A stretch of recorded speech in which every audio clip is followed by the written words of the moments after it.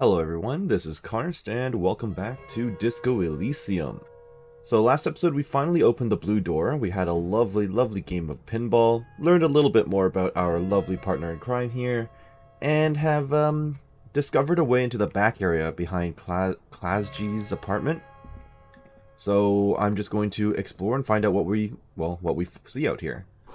Let's see. Small windows, taped shut with black plastic, you can't see outside. Fair enough. Who used to live back here? Schematics for a pinball machine, futurism themed. Boxes of tools and replacement parts line the shelves. Alright, what's in here then? Pinball maker's coat. Empathy and hand-eye coordination. Sure. Let's take a peek at it. This dusty old coat used to belong to someone called M. Knifelocks. The name is stitched into the silk lining. It smells of moths and ancient engine grease, but fits you perfectly. A strange, lonely emotion fills you when you tighten the belt around your waist. Honestly, this looks like detective gear, doesn't it? Esprit de corps and shivers, or empathy and hand-eye coordination. I kind of want the hand-eye coordination, truth be told. That's not bad. I lost a little bit of empathy from it, but I think I'm okay. Let's take a look. Empathy is at 6. That's decent enough, right? In theory. And hand-eye coordination is always effective, or very useful. Is there anything else I can put on that might be good? Like, I could put on the hat, I just don't like how the hat looks. At all. That's not good either. Tie gives me drama, apparently, which will be good for when I start singing again later. Okay, I'm just gonna stick with what I have for the time being. No hat for me. Yeah, no hat for me, that's fine. The pinball machine has been taken apart and gutted. So this is where they brought 40 pinball machines to fix them up. A long time ago. Everything is covered with dust now. The lieutenant looks around the dusty, crowded room, inspecting the tools on the shelf. This used to be a pinball workshop. Looks like it. I'm guessing Martinez North 22 used to be a pinball arcade before it became a hostel. There are machines left over. Well, we did know that. Isn't it one of the old directories, on the side of the building?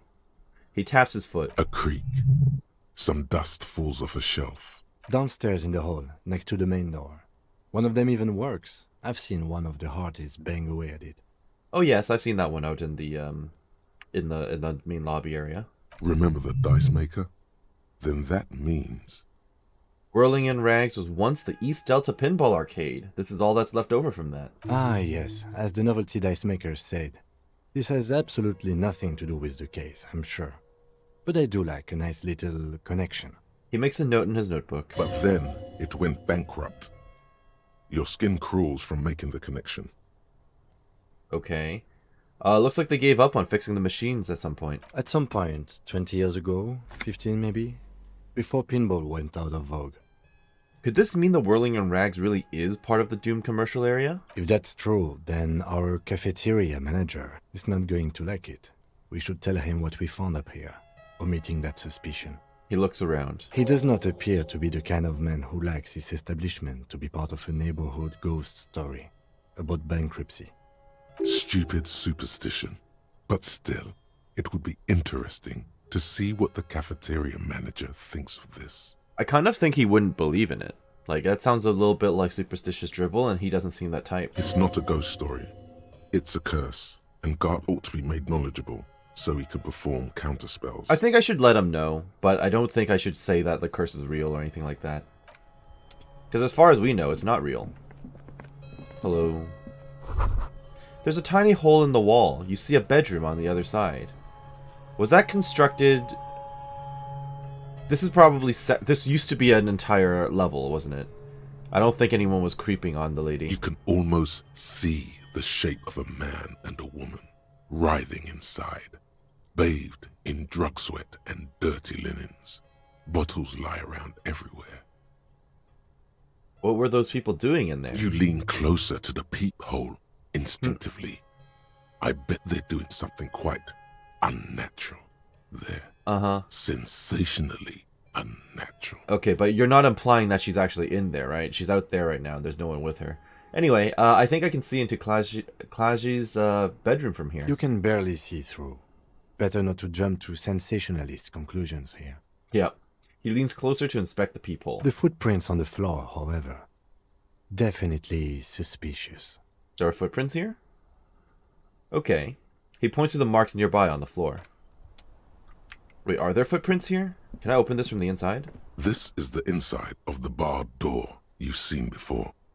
We know what's on the other side. So what's on the other side? Unless we've veered off into a folded M dimension, I'm expecting to step out on the roof. We could ask Glacia about this route.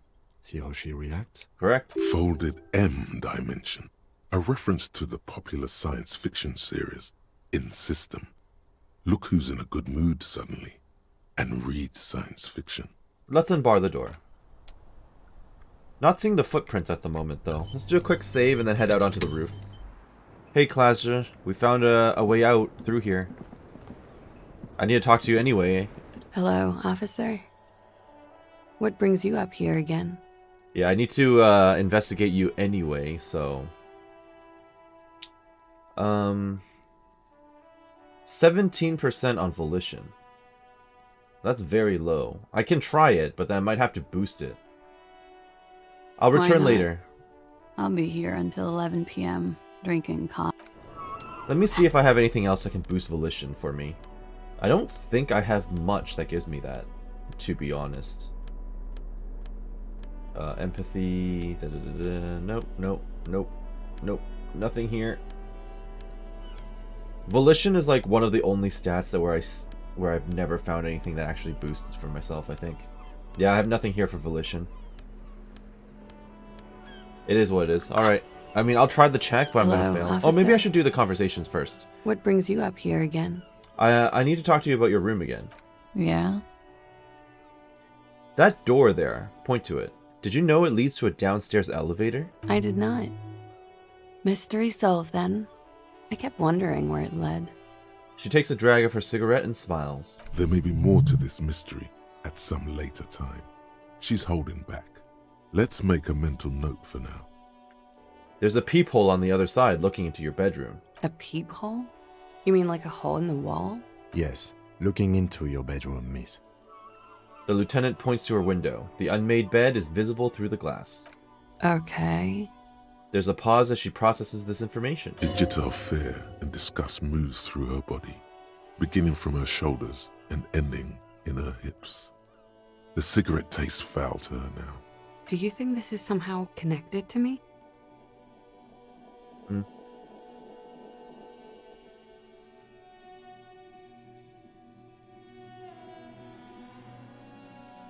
We don't know at this point. Okay. Do you have any way of knowing how long it has been there? Not really. Unfortunately, no. But if I were to guess, long enough. The perforation is under the bookshelf on your wall. It shouldn't be hard to cover with some tape. If it is recent, who do you think made it? No one else has access to that, though. Shit. I don't know. Maybe it's been there for a long time. Maybe the local kids use it or something. I don't know. She does. She must have some idea. Okay. So she's hiding more than she's letting on. I'll be fucking covering it up with a lot of tape, that's for sure. Was there anything else back there? Yeah, you must have some idea. Who might have been interested in making that hole? Honestly, I have no clue. Yet, maybe it's something she's keeping for a later move, when she's more sure of herself. It's an old pinball workshop. The room back there. This place used to be a pinball arcade. Okay. I'm glad someone's had fun. She smiles. That's all for now. Mm-hmm. She flicks the ash from her cigarette absent-mindedly. She's lost in thought. Eyes narrowed, forehead furrowed. Oh, I need to look at the drugs again as well. I have other questions Alright. for you. Let's talk about this so-called assault. Not my favorite topic, but okay. She flicks the ash away. Why was there a bullet in his head? Bullet? They shot him too? There's a silence. Her brows meet in the middle for a pained frown. I'm not picking up on any theatrecraft here, sir. The pause is sincere. Okay. They stripped his clothes and they shot him? You mean after they hanged him? I'm confused. Sorry. So am I. Were you aware that he had also been shot, miss? Things are starting to go a little over my head here. I thought he was hanged. I was not present when they did it. I don't know what happened. I just know what they told me. And Sylvie, the bartender. This is beginning to get confusing for you too, and we don't like that. Where was she last Sunday night? Good question. Where were you when this happened? Cowering. I was cowering downstairs with Sylvie. Okay, I'm gonna have to follow up on that thought with Sylvie when I call her. Okay, well, thanks for telling us all this, miss. How about we, change the subject to something more lighthearted now? 28%. It has gone up. Titus Hardy gave us a recording where the deceased states his intention to commit rape. She puts her coffee cup down with a soft ring as the porcelain meets the metal table. This does not surprise her. Did he? I never said he was a good man, or that he had good intentions. Only that he was never bad to me. A smile flits across her face. She doesn't care. If anything, she sounds amused. On this tape, he specifically identifies you as the target. Where did they get this recording exactly? It's intercepted radio chatter of the deceased, recorded via the encryption station. It's authentic enough. Does he say he's gonna do it Soldier of the Apocalypse style? Those are the exact words he used. Yeah. That was practically his pickup line. She picks the cup back up. Did he say whores a lot? Was he pretty much on the verge of doing it Kohoi style? Kohoi was mentioned. He wasn't actually there. He didn't do a tour, or at least didn't tell me he did. Would have been overkill anyway. He lived his own little Kohoi. It wasn't his everything. Why say things like that? Machismo? Yes, was he bragging? Oh no, I'm pretty sure he did all those things. Then integrated them into his idea of normalcy. To keep on living. Until they just sort of turn into his, what's the word I'm looking for? His reality? She's quite observant about the human character. Trained to observe, even. Coping mechanism and persona are good ones. Did you learn this from studying Oranese lit? Sounds psychological. People who go to university know how to use words like internalize and integrate, officer. Now, what was that expression? She's still looking for it. There's more to this. She has an index in her head of pathologies and how to exploit them. I can almost see her turn the pages. Persona? Running joke. I was gonna say running joke. And it sounds like you didn't even get the good bits. Lely's punchlines got way, way funkier than that. It was like the Seminoles conflict, the Kohoi massacre, and the 36 famine in Yezut all rolled into one person, then cast in Orani's ceramic armor, which he wore in bed and in the shower. And I'm wearing now. Okay. When he said he was done, and done mentally, it didn't sound like a joke. Sounded like a deeply troubled man. Hold on. He said he was mentally done. That sounds like a broken man to me. Well, maybe I pieced him back together with my magical personality. You like this kind of stuff? We're all scraping up any happiness we can find, officer. Going around with our little scouring sticks. You, your first love, Mr. Kohoi here. Did he tell you he had actually done any of those things? He and Martinez, I mean? No. We were too busy laying waste to our own nervous systems to direct any of the fury outward. He seemed happy, I guess. At ease. As much as a man like him could be. There is a small measure of pride in her that she could quell the rage in such a being. It's the I can fix him mentality. What kind of man was he? Before you go, ask for details. She seems okay to talk about it. Thank you for clearing that up, miss. Whenever you're ready. I'm interested to hear what Titus Hardy has to say now. He turns to you. She takes a very small sip of her coffee and smiles. Now that you've had some time, can you tell us more about the victim? Like, for example, his name? Actually, officer, I didn't know his name. I just called him Lely. A nickname? I guess. He came from Lelystad. It's short for that. And it was his army name, apparently. He said his real name wasn't his. I tried to pry it out of him, but it was no use. Lelystad. That's a good start. The lieutenant writes it down in his notebook. We have a few questions you can help us with. A few things a field autopsy alone can't answer. Oh, he then tears out a page and hands it to you. The young woman cranes her neck, trying to catch a glimpse of the page the lieutenant passed to you. On it is a list of autopsy observations recorded neatly in blue ink. The last missing pieces of a puzzle of flesh. Where is Lelystad? The place, I mean. In Oranje, officer. It's, I think municipality is the term. A nowhere town there. The Lelystad municipality has few boroughs and even fewer cities. It's made of agricultural plots near the border of Gottwald. Executive summary: cows, silos, and wheat. So it's basically just farmland. Got it. Oranje? Oranje's map of waterways? This fits with his tattoo. Okay. You were almost right, officer. That means his race was occidental, not mondial. I'll update the form. Look at Klasje. You were both from Oranje? Yes. We were compatriots. Did that bring you together? Maybe. No, Oh, maybe not. he was too old for that. And from another part of Oranjenrijk. I didn't even understand his accent. What brought us together wasn't Oranje. It was bad habits. Oranjrek. That's one way to pronounce that. I would not have guessed, so. No love for Mother Oranje.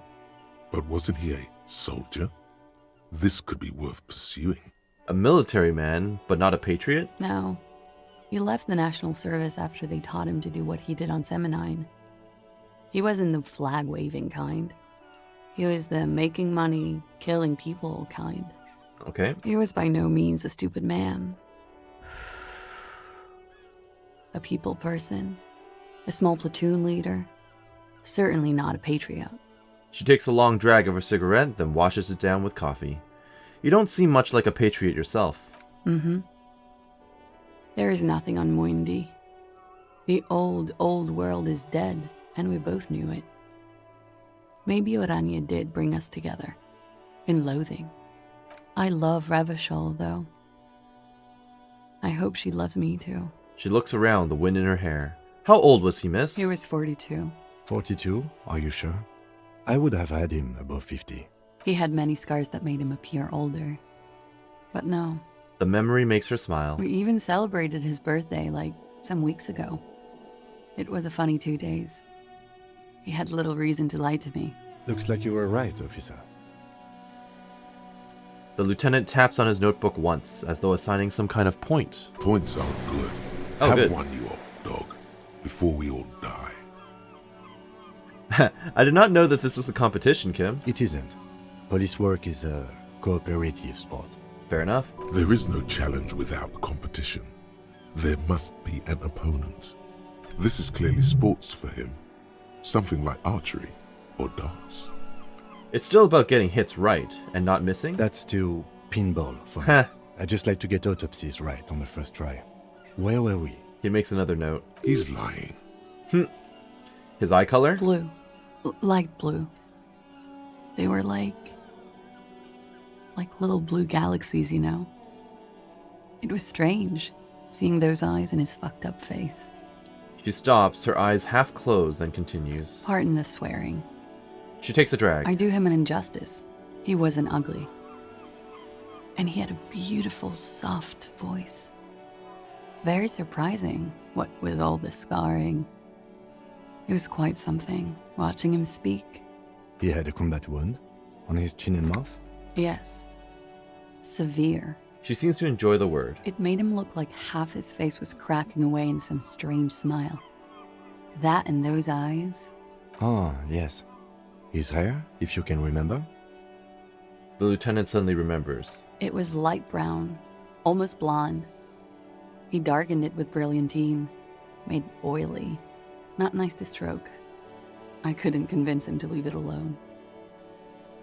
Him, I said to put the brilliantine onto the form. Do I get a point? No. He answers dryly. But I put it down there. I point to the red autopsy slip. Okay, sure. Here you go. What else are we missing, officer? He asks, trying to get the questioning back on track. He had let's ask him after. No, let's ask about it now. He had a tattoo. What did it mean? Oh, that. She smiles. It's clear she liked it. You liked it? Quite a lot, yes. It was an Oranese map of the waterways. Sure, waterways. It was mostly for showing off to chicks, though. For showing off to chicks. How so? How? Imagine him lying in bed. Freakish musculature laid out on the sheets. Scarred, of course. Tattooed. The sheets are dirty for some reason. Is this Oranese lit? Is this Oranese lit? Yes. This is the very essence of Oranese lit. A moment's respite.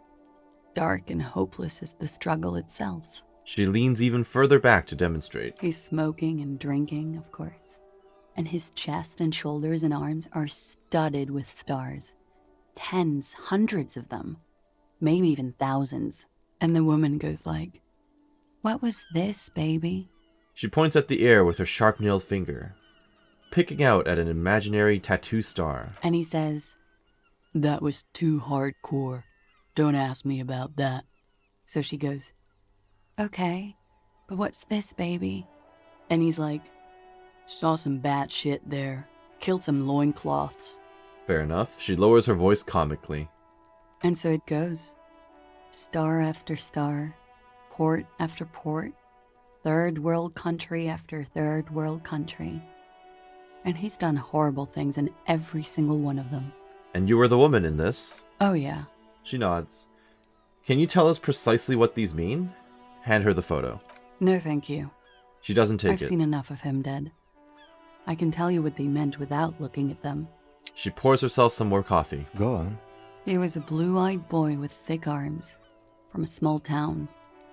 He was also poor, and the government of Oranje needed some people killed, so they turned him into a grotesque killer. For money. He went to Killer Academy in Vredefort. Then he killed some people on the Seminine Islands. And on other islands, too. All of the islands. After this, he came to Revachol and got killed himself. Not a very fun story. It is when you're high. It can be very exciting then. You have the tools to deal with it.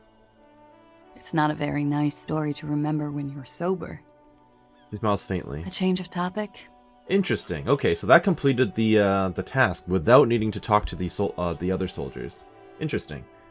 We ordered a toxicology report. Any idea what this will show us? A real rainbow splattering of pharmaceuticals, I bet.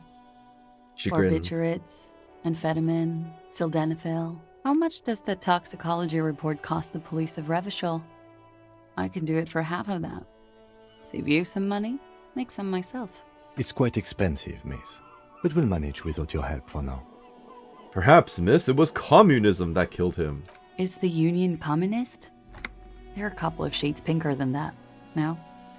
Social Democrats? They're not hardcore in that way, is what I'm trying to say. What are we talking about anyway? This politics shit is a lot in the morning. Is it even morning? We just passed from morning to afternoon, but it's, forgivable. I think she's just tired. She doesn't know what you meant by that. And can you blame her? No, it seemed kind of random and out of place, truth be told. I think we're finished with this line of questioning. Hand the lieutenant back his notes. All right. The lieutenant puts a slip back in his notes and observes this young woman for a moment. Coolly, gracefully, she pours herself more coffee. Let's return to this later, miss. Wait, stop. That man, bloated beyond all recognition, was 42? It's what she said, yes. Below the damage, the weeks of decomposition, all the swollen indignity of mortality. He was 42 years old. Where is this going? How old are you? That's where this is going. 45,000 liters of raw alcohol has left its disfigurements. What lies beneath, you wonder? You could ask either one of them. Kim, how old do you think I am? Huh? The lieutenant isn't quite sure he heard you. How old do I look? How old? 58? Huh. Maybe you're wrong. You're wrong about the deceased too, and he was way younger. I do have the bloating from the alcohol and everything. He was deceased. He had been decomposing for a week.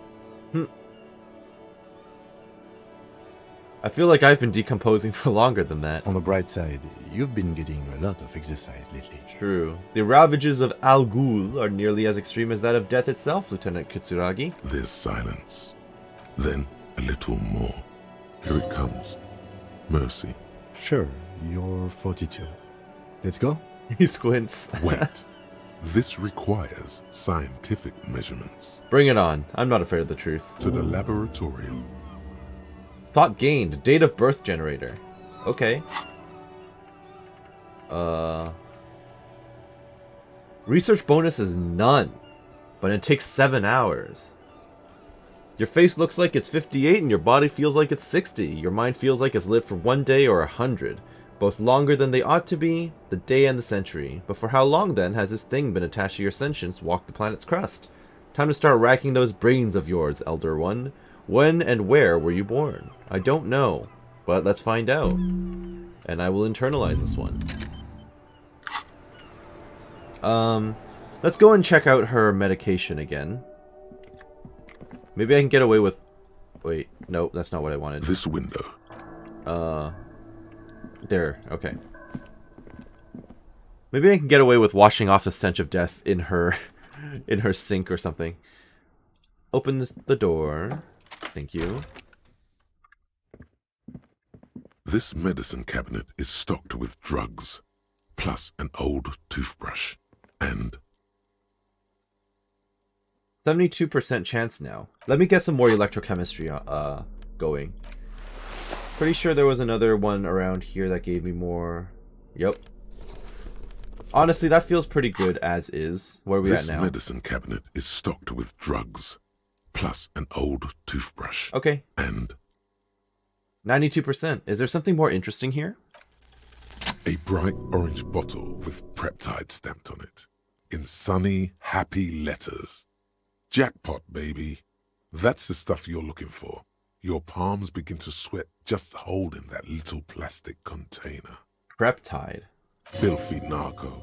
And look, it's made right here in Revachol by Saint-Baptiste, a disgraceful pharmaceutical company attempting to lure people into the gutter. You should destroy it. No, I'm not gonna take it. What's so exciting about this orange bottle? It's speed, man. Oh. Just what you were looking for. They call it dextroamphetamine and talk about psychological disorders. But what we're seeing here is some scientifically advanced trucker speed. Okay. Yes, take it, and then dispose of it. This den of narcomania cannot be allowed to stand.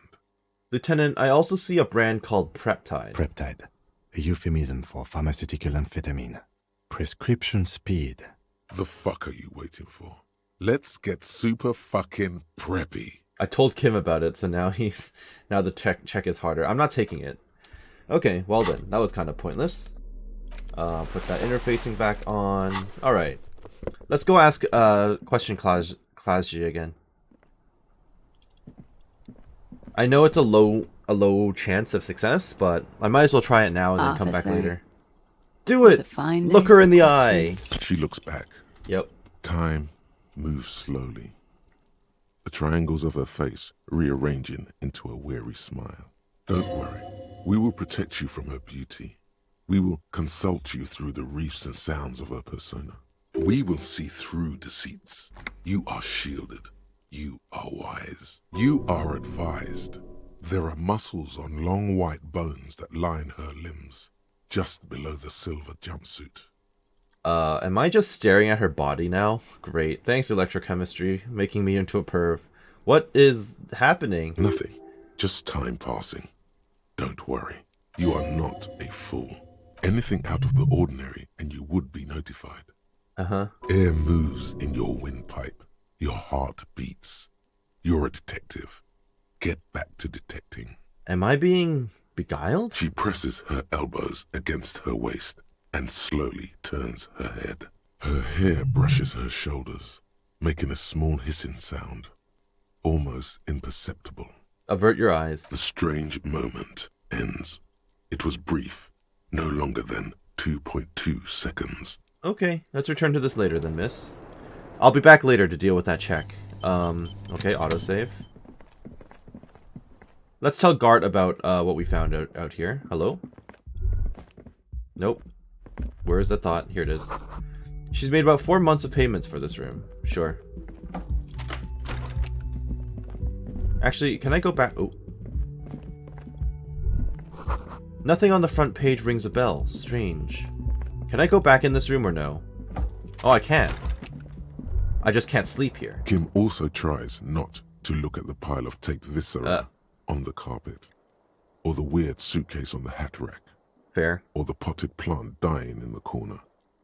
But This it's all one? just too morbid to ignore. The man is finding it hard not to trip on the tape, and not to send any of the bottles rolling across the floor, where unidentifiable sludge makes it hard for him to breathe. Smells of vomit in here. I'm sorry for this. No problem, officer. He takes a step towards the door like he'd like to leave. Fair enough. Let's go wash off the stench of death first.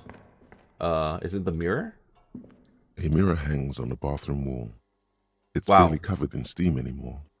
It's your face in the mirror, adorned with the expression. Let's try to get the expression off. Let's put on that electrochemistry stuff again. Don't think I have anything else that gives me electrochemistry, though. Yeah, let's just go with it. A mirror hangs on the bathroom wall. 17%, It's barely incredibly covered in low. steam anymore. Do it. It's your face in the mirror. Still not Nope. happening. It won't come off that easy. That's fine. Alright. Back to it. Want chat? Yes? No. Can't go through that door. Okay, nothing else in here then. Gart, it's been a little bit. Let me tell you about the blue door.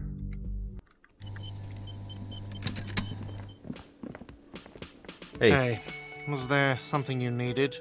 Hey Gart, I saw another thing at the Whirling. Another thing. Great. I love those. Klaje. In room 3. She nicked the phone line. Why? No, fuck it. I don't want to know. I don't want to know why these degenerates do what they do.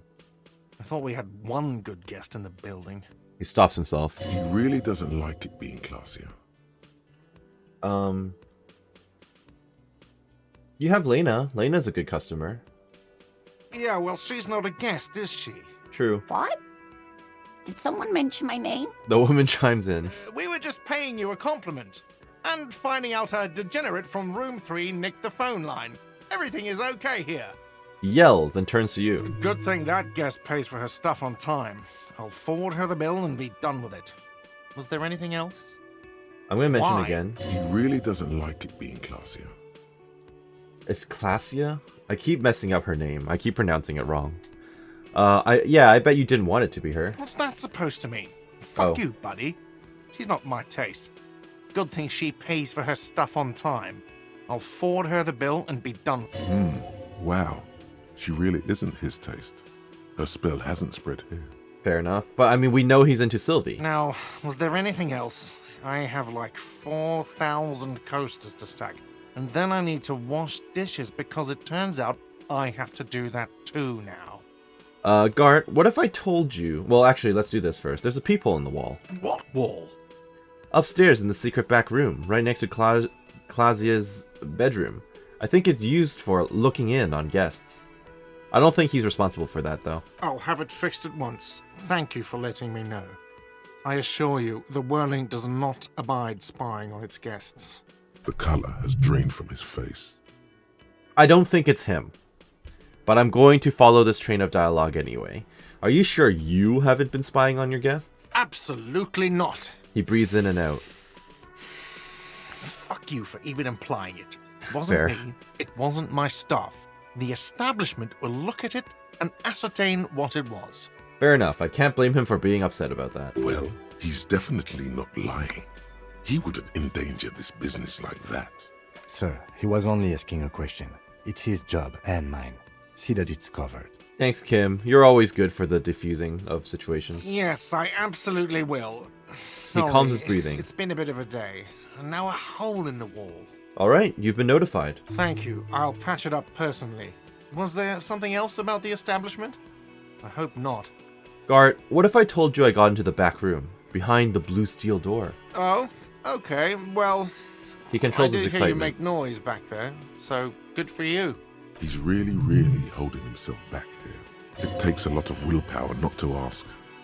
Obviously, he's been wanting to know what's behind the door.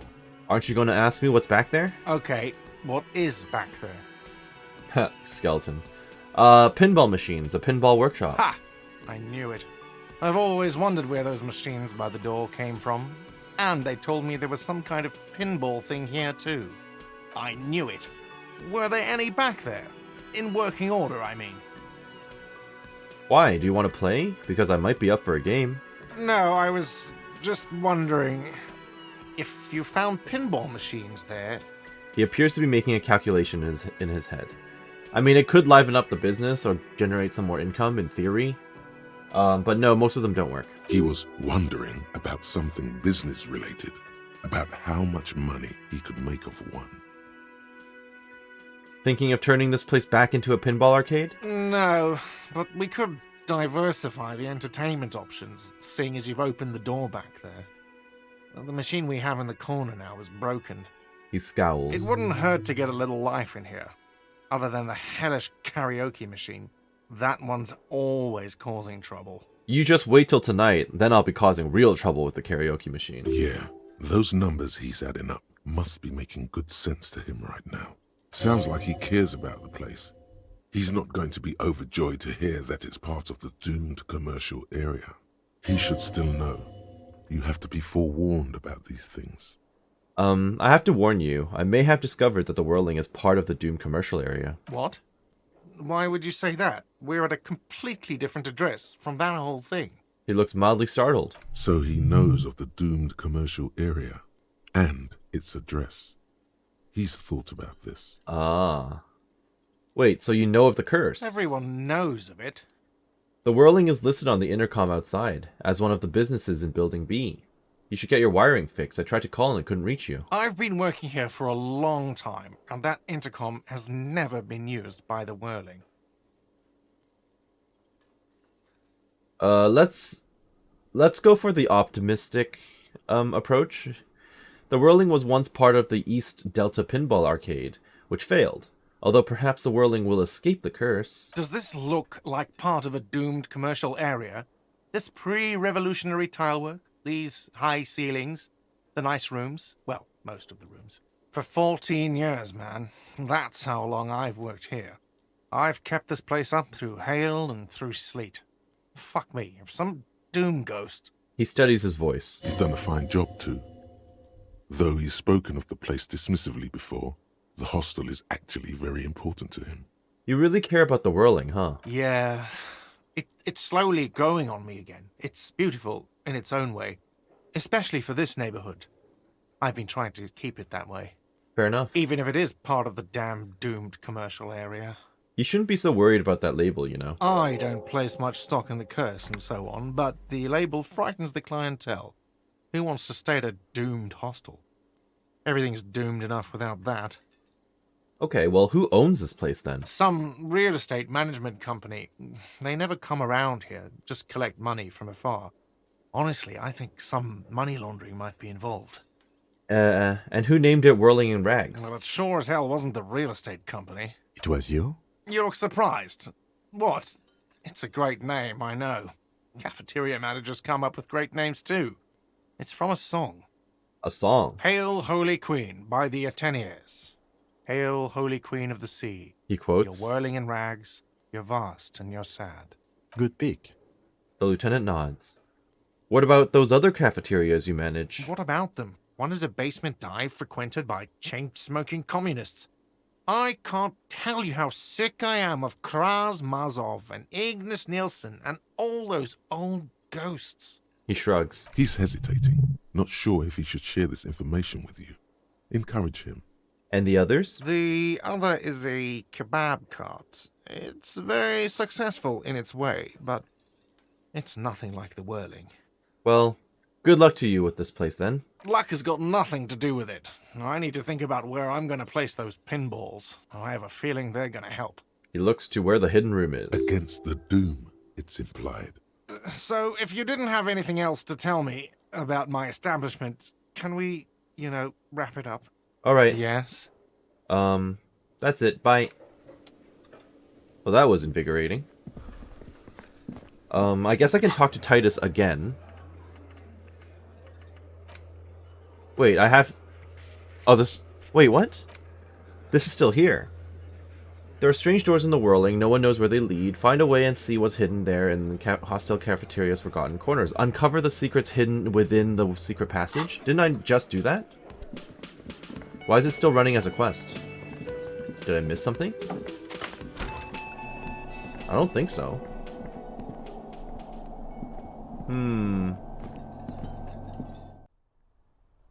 I mean, I thought I found everything already. Yeah. Maybe there's something else here that I'm going to find later. Related to the peephole or something. Or maybe my did I just walk through the door? Alright, well that was weird. Maybe it's the footprints I'm missing. Could be it. Still need to wait for the victim's armor, find the working class husband. No idea where he is. I can still ask the scab leader, but I don't know if that's a good idea. Talk to Titus about the door gunner Megamix. I will. Hello, I'm back. It's you again. What is it? Well, I've talked to Klasia. So, I talked to her about the tape. And nothing. She stands by what she said. that fucking fucker. You're the worst cops in Revachol. I gave you gold on that tape. He stares at his beer for 2 seconds, intently, and then turns to you. That fucker wasn't aimed at you. It was at her.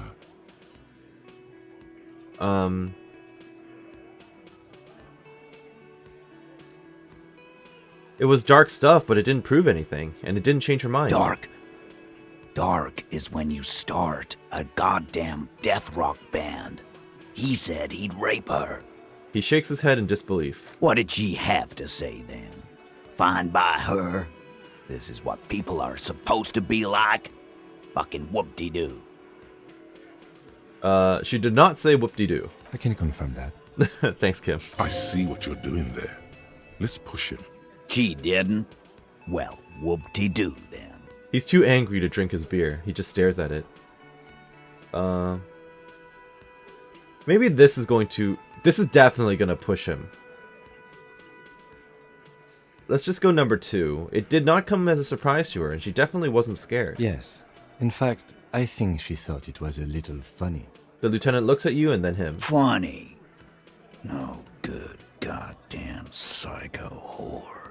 Titus mumbles, his lips barely moving. Seems like they wanted to give Klasia a second chance to play along.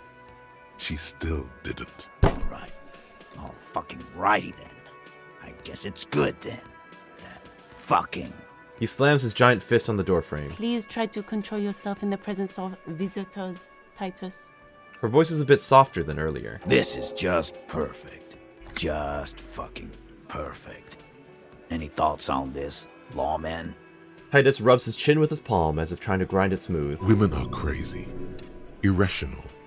That's what you're thinking, right? Also, your fists are itching for a bump. I think you had a lie planned, but she didn't play along. I asked for your opinion. Not a bedtime story. Tell it to your grandma. This tape was the last chance for her to do what was planned. But she didn't. She knows she can't lie to us. Unlike you. Fantastic. So now, you remember how to do your job. I'm so sick of this piss. We should get something harder in here. He despondently glances at his beer. Yeah, guys, we should get a party going tonight. Why? Maybe not then. He looks at the old man in the corner. Success. They admitted to unlawful collaboration to derail the investigation. Nice. Maybe she isn't who you thought she was. Nah, I know her. She's just a girl. In over her head. He looks upstairs, distracted. She's not some helpless girl. She handled the mercenary well enough. Handled him? She got into some stupid shit with that guy. Shit we had to take care of. He balks. Yes, we heard all about it, and the fact still stands. You were more disturbed by the tape than her. Maybe she's still in denial. You know, like a defense mechanism. Yeah, maybe. That is a possibility. He doesn't sound very convinced anymore. I'm gonna go with maybe she isn't who you thought she was again. Yeah, I know her. She's a She's hardcore just a party girl. girl with a bigger death wish In than over mine. her- Yeah, you're right about that. She takes way too many drugs. He cracks his knuckles thoughtfully. Well, it's as they say. You can't do anything with an underdose. The mask says with a philosophical look in his eyes. Yeah, underdose isn't an actual word. Correct. Yeah, but I mean, she has an actual drug problem. Not like you. Not like us. I don't think I've ever seen her sober. That's actually interesting information. Let me go with it again. Nah, She's I a know model. her. She won a pageant. I knew it. Titus, I knew she was professionally trained by her walk. Glenn I seems told you excited. she was a beauty queen. Yes, Glenn. I know she's a beauty queen. Everyone can see that. Sorry. Glenn settles down. I'm just gonna... I don't think I should say that at all. Be straight with me, Titus. What really happened? I already told you. We fucking hanged him. He puts his giant face in his hands and sighs. There's less gusto in his voice now. His men, too, are growing increasingly silent. The man is slowing down. Looks like a bad blood sugar crash. He can't keep track of all the variables anymore. Good. Who could? It's getting harder and harder to perform one's part in this sordid play. All it takes is a nudge. Come on, Titus. We know you didn't hang him. He was shot. I know you're tired. So am I. Why don't you just... He taps on his notebook. You know what? I am tired. I'm tired of you and the whore upstairs. He gets closer. Next time you see her, tell her Titus said. Fuck on!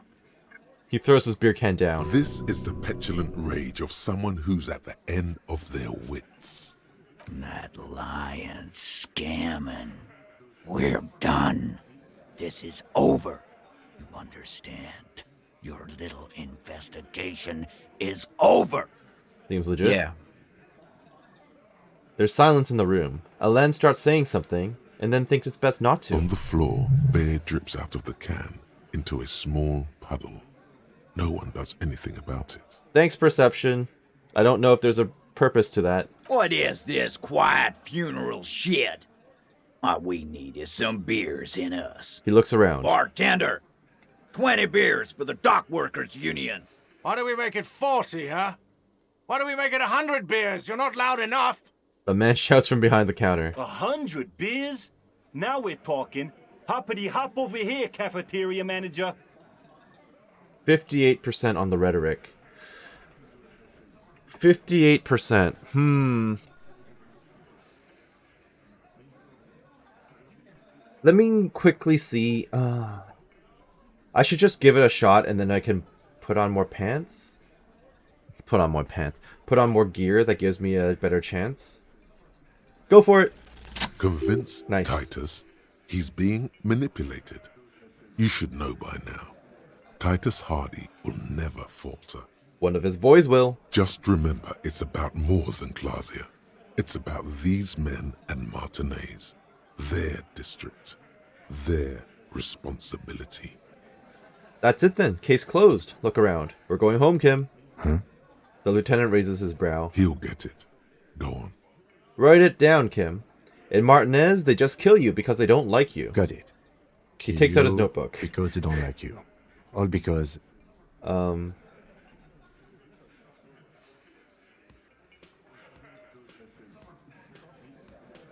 Because you're a foreigner.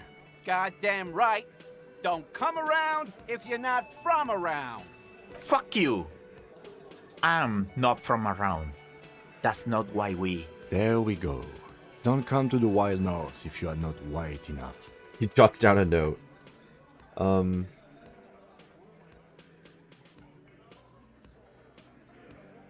They just hang you, shoot you, whatever. They can't even remember. It wasn't that. It wasn't. We didn't shoot him. The fat man says with a wheeze. Oh, we're getting somewhere. That's it. That's the weak one. You flushed him out. Now go in for the... Officer, you will be next if you don't shut up. The old man reaches for his belt, but his voice is strangely calm. Firearm. A glass Uh-oh. 08 or a 38 caliber pistol. Either is small enough for you to have missed. He's onto you. He knows what you're trying to do.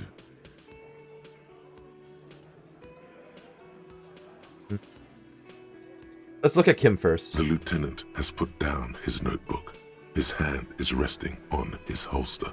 He gives you an imperceptible nod. This is getting tense. What? What does that mean? Go for it. The lieutenant has his eyes set on the fat guy. Push Angus. We're almost there. Turn to Angus. Or what? You're gonna kill me like you killed him? For no reason? We didn't kill him. We didn't even hang him. He was dead when... He takes a breath, wheezing. Shut up, Angus! He was dead before you hanged him. Fatty! Say one more thing to the cops and I'll... The little guy hits Angus on the back of the head. A loud slap. Dennis, stand down, or I'll beat your head in. Theo, take your hand off the belt. This isn't 31. I've got this under control. Seems legit. The room falls quiet. So quiet you can hear Angus wheeze. Angie, where's your goddamn inhaler? You sound like you're dying. I left it home. I can't get it. I'm too fucked. I'm sorry. He grabs his chest. Why are you so fucking fat, Angus? Wow. Now it's all pointless. Because of you. You wasted my time. I told you, Titus. I told you just give her up. Lizzie snaps at him. Lizzie, your help is no longer needed here. Go tell Everard. He turns to the fixer. Fine. I'll tell him. After a long walk along the coast. She walks off without looking back. What just happened between these two? You're in. He's all yours. Questions. Kim, we did it. The lieutenant gives a smile only you can see. I'm sorry I made you guys fight. Me too. So you didn't kill him. He was already dead. He nods. You hanged the corpse to cover up the real cause of death. The bullet in his head. Another nod. Why? Because the girls asked us to. They were in some shit. Girls. Girls plural? Yeah. There's another girl. 2 of them. Take note of this. They'll probably say more about her later. Possibly even more than 2. Did she kill him? Cop, I have no idea. The girl says she didn't. He doesn't think she did. Or at least he hopes she didn't. So what happened Sunday night? Classier came down. She seemed really out of it. Drugged up, even more than usual. Bug-eyed and gurning, you know? Not in a fun way. He points to the scare. He points to the stairs. It looked like she'd redosed after something went down. I've seen that look before. She was scared. I knew someone had died. How did you know? I've done this job for 10 years. I've seen it before. It's the politician in the motel room with the dead hooker scenario. Only in reverse. Are you implying that she killed him? Good analogy, boss. The rat-faced man snickers. You don't get to talk yet, Shanky. You're still on the bench. And you keep taking it easy too, Angus. He turns back to you. That's okay with the fat man still wheezing there. He couldn't speak if he wanted to. What happened then? We went upstairs. Sure as day the merc was dead. And there was a bullet hole through the window. Fucking dirty sheets and bottles everywhere. He scratches his chin. Is that why the window was replaced then? There was a bullet hole. Are we going to be able to find the original window glass pane? Okay. He means they'd been fucking? Okay, yes, but that's not new information to us, right? Tibbs patched the window. And the corpse we hanged. Who's Tibbs? The 8th Hardy? Nah, he's my brother. He's in the window replacement business. Right now, he's grateful he hasn't gotten his brother into this mess. Okay, so if Claudia didn't kill him, why the cover-up? You may have noticed our girl's in some shit of her own. She told me some people were after her from Morenier. She didn't say anything more. Yeah, she wouldn't. She's fucked if she shows up on police radar. These people, who are they? They're powerful, connected to the moral intern. She's clearly afraid for her life. Says if she showed up in your systems, she'd be ghosted away. But there's probably a good reason for that, right? That's all he knows. That's all she's told him. And why would you help someone like that? By taking on a murder? Correct. Good question. Why would I? I guess we abide all sorts of runaways and losers here. It's a Martinez thing. Okay, so who killed the merc then? Any leads? Not yet. Just some ideas. She says the shot came from outside, behind the window somewhere. So that's a clue. What are you thinking? I'm thinking someone's past caught up with them.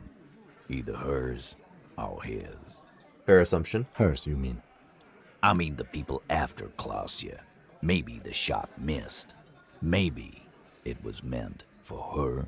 Entirely possible. I like that. Been thinking the same thing myself. The young man nods. And you had ideas about his past, too. My dude.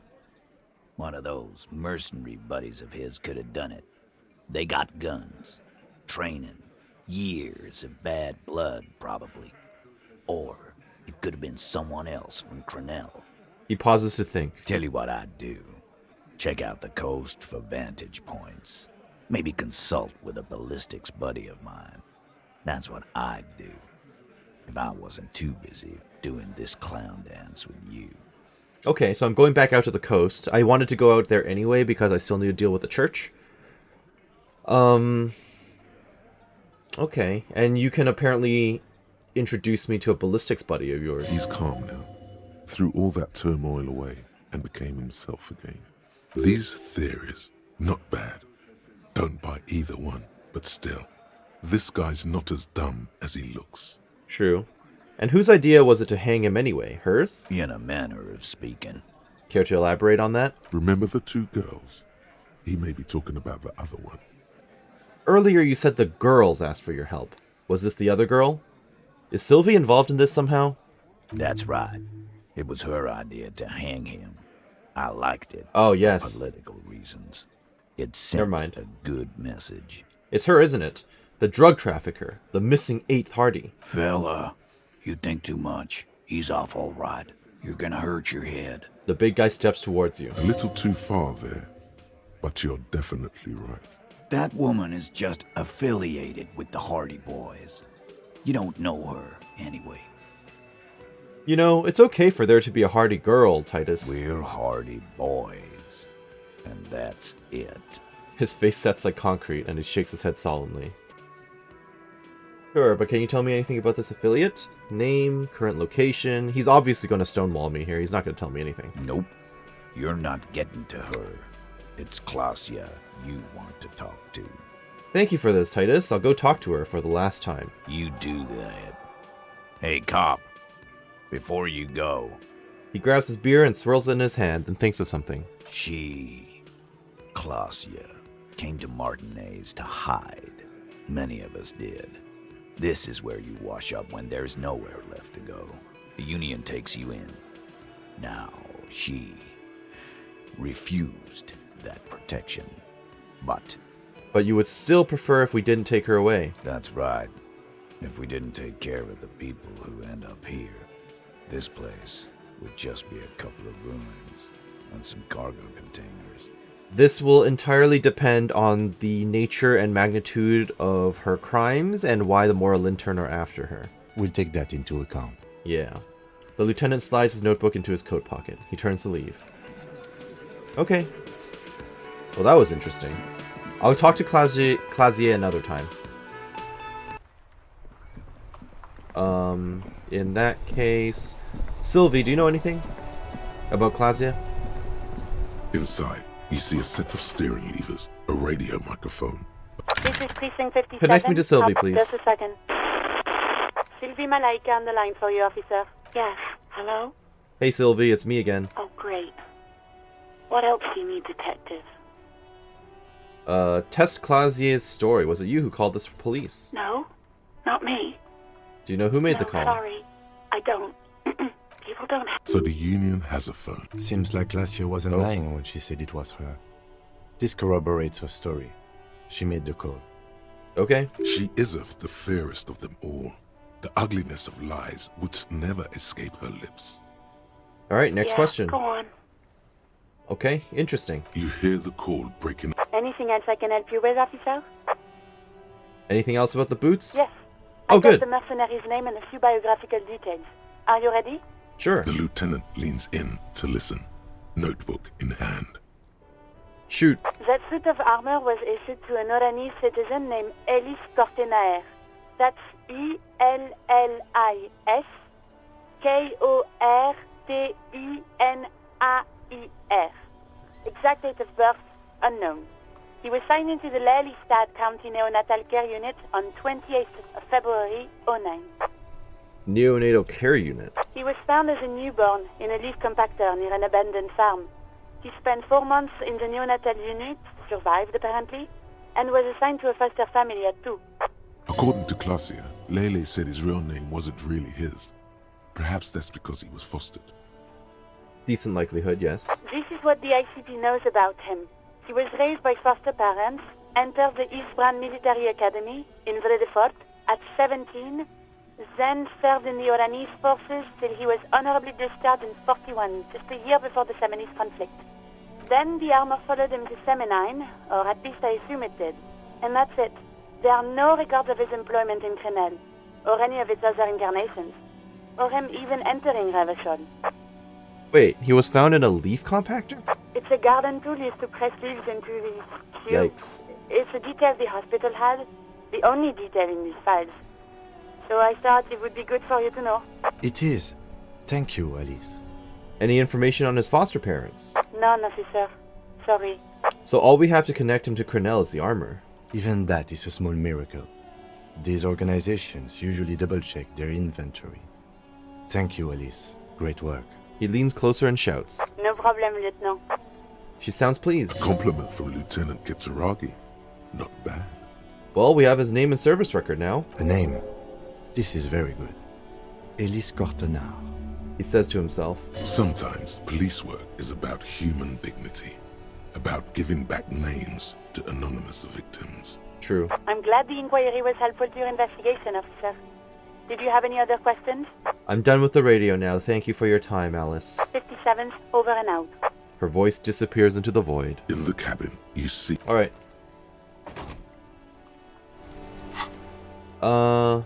Let's get back to the fisherman shacks. I have to return this mangy coat to the homeless guy. Hello, Doom Spiral guy. Tequila Sunset. I found your jacket. Ah, tequila. I knew you'd come through. That's fucking great, man. Give him the jacket. Let me see. What? This isn't my jacket. My jacket was beautiful. This is fucking filthy. What am I supposed to do with this? What do you expect? You left it outside for a week. I'm not taking a disgusting pile of hobo rags. I may be in an irrecoverably decaying orbit, but I've still got standards. Either bring it back the way it was before, or find a dumpster to burn it in. He hands it to you. You know, despite the guano, it looks like the jacket itself is stain resistant. It may just need a good scrubbing. Great. I got you some more booze. Can you tell me the next story now? Of course. Drink first, story later. Here, I've got a potent Pilsner. Not much, but it will do. He grabs the bottle from your hand and uncorks it immediately. The tale I'm about to tell you is an urban legend particular to Martinez. He lifts the bottle That to his said, lips. I first heard it from a former bicycle courier in Koran. Okay. There are many variations on the basic story, and the details often conflict. What everyone agrees on is that nobody knows the exact nature or identity of the phenomenon. Are you telling the story of the headless? Shut the fuck up, Rosemary. Summer of 44. 17-year-old Gertrude Hett is walking home from a late shift at the harbor. It's almost midnight. She stops for a cigarette near the canal. Our heroine finds herself enjoying the peace and quiet the canal provides. He looks up to the skies as if searching for peace himself. What she doesn't know is that her peace is about to be shattered. From behind her comes the clattering of hooves. Startled, she turns around, and what does she see? Well, they're clearly talking about the Headless Horseman, right? Because that's what was implied by Rosemary. The Giant of Coconur? What? No, I told you this is a Martinez legend. It's a man. I completely threw him off. The pause is long and dramatic. With no head on his shoulders. Wearing a found tracksuit, searching for the legendary found cap that went missing when he lost his head. Wait, I thought the Headless Found Rider rode a bull. I have a figurine of him, yeah. I thought that he rode a headless pig. The lieutenant says with a little smirk. Well, there are many versions of this story, the most peculiar of which has the Headless Found Rider riding on the back of another headless man. That sounds pretty implausible to me. If I hadn't lost my keys that one time, I'd agree with you. But life is a cruel mistress. He takes a sip. Gertrude Hett may have been the first to witness the Headless Found Rider, but she wasn't the last. Oh no. Tell him about the two feminists by the locks. Fuck, Rosemary, they were dating. No one said they were feminists. Everyone always misremembering this stuff. This wouldn't be the De Ponte Delgado case, would it?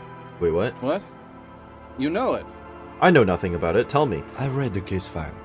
But please, go on. Right. Early autumn of 46. Ula de Ponte and Eva Delgado are fishing near the waterlock long after the sun has set.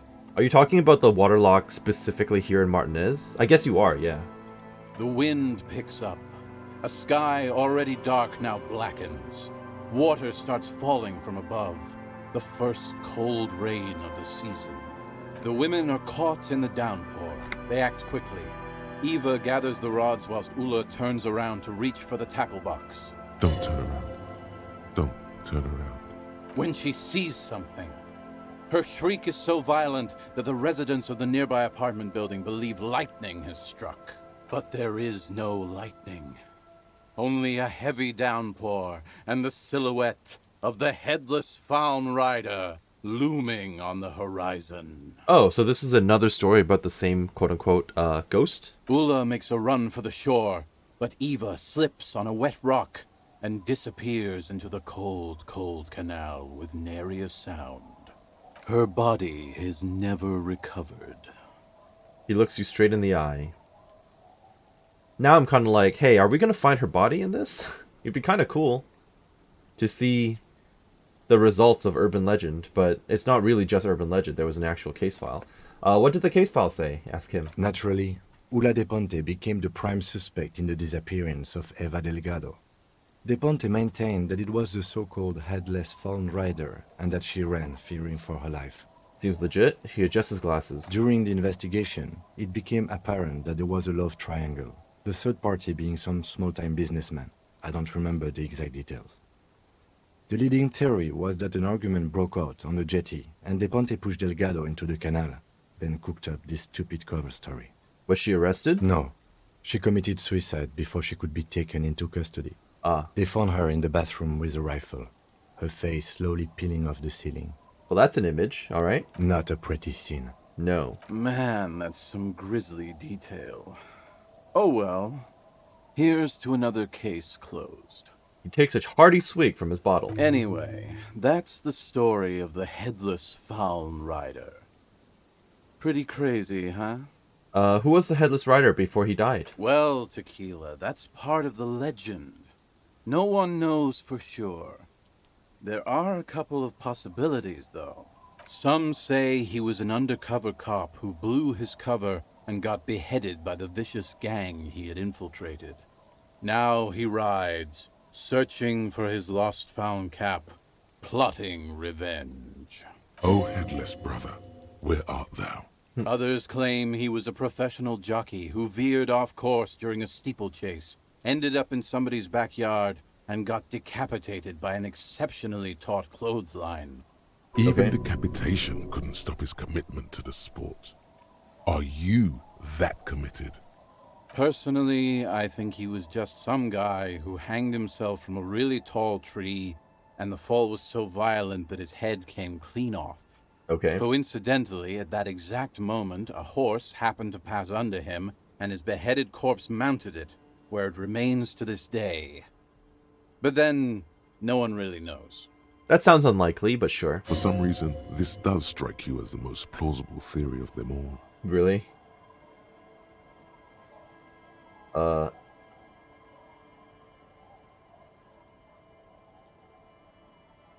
I'm gonna go with the Inland Empire thing. Oh yeah, your theory sounds the most plausible, apparently. Isn't it? All the pieces fit together perfectly. That's how I know it's right. Uh-huh. Anyway, to each his own. You want to hear any other stories? I've already seen some weird shit on this case. A headless jockey in a tracksuit fits right in. Hard to argue with that, I suppose. That's the reality situation for you. You think you got a handle on it, then blam! It throws some wild shit at you. That's why it's critical to stay well hydrated. Right, that's nothing. I've got an even crazier story. Yeah? Why don't you go eat shit, Tequila? There's no way you know a better one than that. What about the Colda Mamadakwa? It's a magical self-replicating sound. I have to admit, that's pretty high concept. Still not as awesome as a headless rider in a found tracksuit, though. Fair. I've got another Yeah? one. Why don't you go eat shit, Tequila? There's no way you know a better one than that. The Gnome of Jeroma dissolves its victims with acid. Acid gnomes? Sounds like a stupid, low-concept band name. Alright. Yeah? Why don't you go eat shit, Tequila? The giant of There's Coco no Nur is way as you big as a know mountain. Giants? That the best you got? Give me a break, Tequila. Alright. Yeah? Why don't you go eat shit, Tequila? There's no way you know a better one than that. Well, there's the kind green ape. It's very kind and very green. Do you always try to pick the lamest option possible? Come on, Tequila! Fair enough. Alright, whatever became of the Headless Fawn Rider? No one knows. Some say he stalks Martinez to this day, and can be seen near the canal when the clock strikes midnight. He makes a spooky gesture with his free hand. He won't, though, because it's just a stupid legend. The lieutenant smirks. Aye, I saw him one night when I was right shit-faced. Alright, I'll be seeing you. Where can I go from here? I guess I can check the traps for the guy. Let's see. I have to wash the jacket. Can you wash it for me? Aren't you already washing something over here, lady? Our tenant, the policeman. I hope the waves don't keep you up at night. What can I help you with? I found that jacket I was looking for, but it's filthy. Can you wash it for me? I can wash it for you, but it's going to take about a half an hour. Think you can stay put for that long? She says this after looking the jacket over. Sure, why not? Yeah. No, we must run around ceaselessly. It would be torture to stay put. I could use a breather. It's been another track and field day. The lieutenant says, rubbing his thigh. Yeah, I'll wait. Well, hand it over then, and I'll see what I can do. Must say, I'm proud of this one. It's pretty nice underneath all that filth. I hope you take better care of it than its last owner. She nods, handing the jacket back to you. Bye, I'm off. Is it actually good? Ooh, it's almost actually good, but I should probably return it to him. This windbreaker is like a protective cocoon, placing the wearer's torso into a pocket universe where wind, water, dirt, and fire cannot harm them. Huge writing, 100% synthetic, is proudly displayed on the chest. It lets absolutely no air through. Warning, item is not actually fireproof. Alright, let me give it back to the guy. I don't think I'll actually be wearing it. You better be appreciative of this.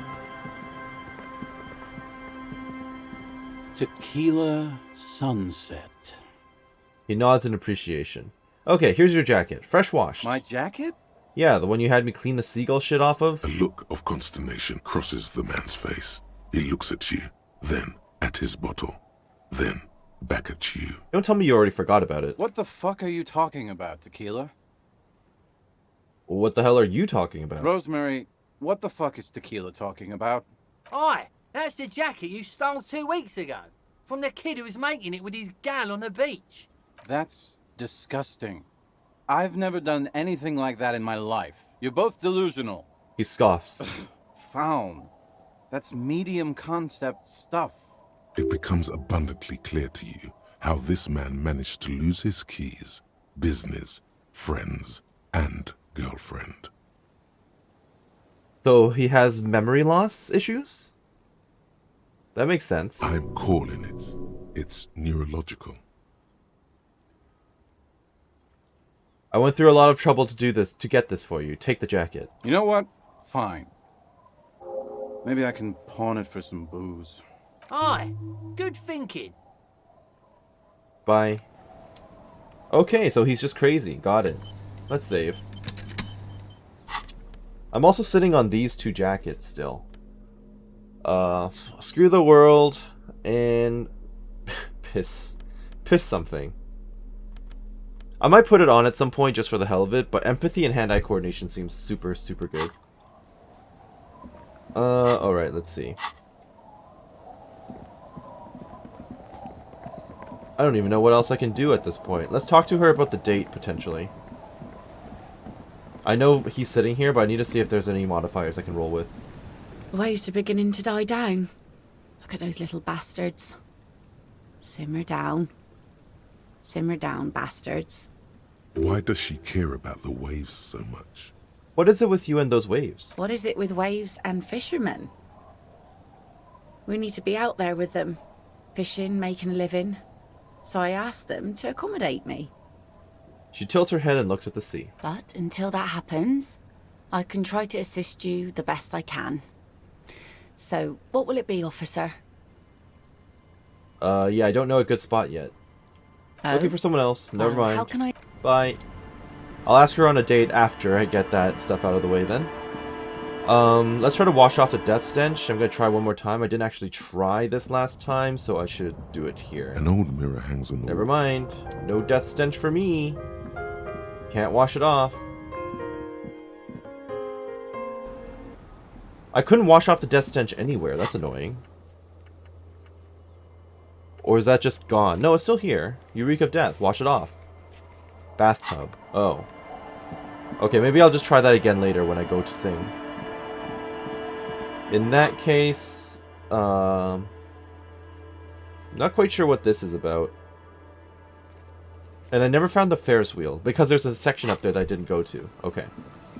Let's figure out what the hell's going on with the church. Let me just fast travel there. Sounds potentially dangerous, though.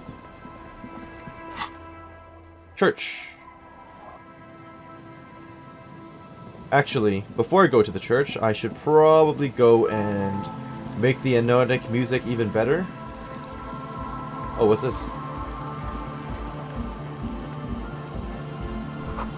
Yellow moss on these stones. They're probably stolen from someone's garden. Do you have any new dialogue, Estelle? I would like my hat back, actually. Hello again. Nope. Bye.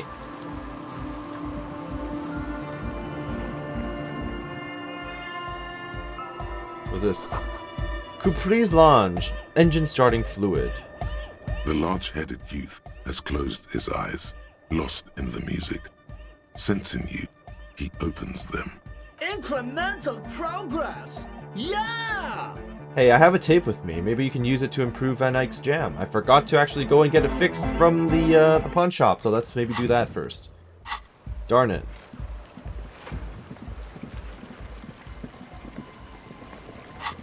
Alright, let's get this done. Pawn shop man, I forgot about you.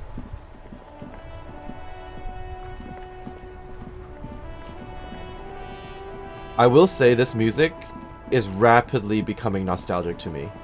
I can already tell, like, going back to this OST years down the line is going to be special, I think. You'll definitely bring back this feeling. The flashlight, I still have it on. I finally remembered. Hey, bud. Hello, hello. Let me know if I can help you with anything. Hey, do you know how to fix this? Show him the bundle of magnetic tape. You mean re-spoolie? Yeah, I do, but... He looks at the bronze-colored bundle in your hand. Great, could you do it, please? This is important. I need to be able to play this tape for someone. But I'm not some Mr. Fix-It. I'm a pawnbroker. If you want to pawn the tape, sure. Although it looks pretty...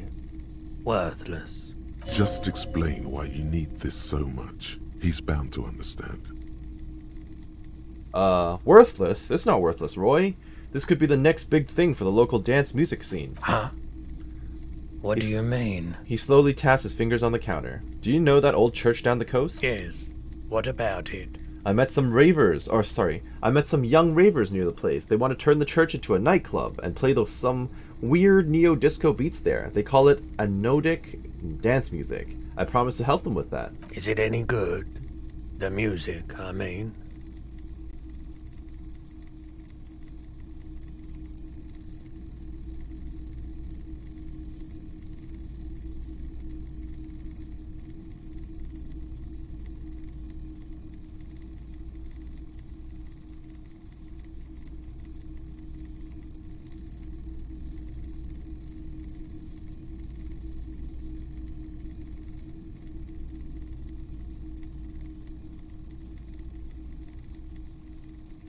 Honestly, I think it's great already, but apparently not. No, that's the thing. You just can't believe how unbelievably thin the beat is. There's nothing to it, no bass. It just does a zzz, zzz, zzz. But this tape could make it hardcore. Man, you're really invested in this.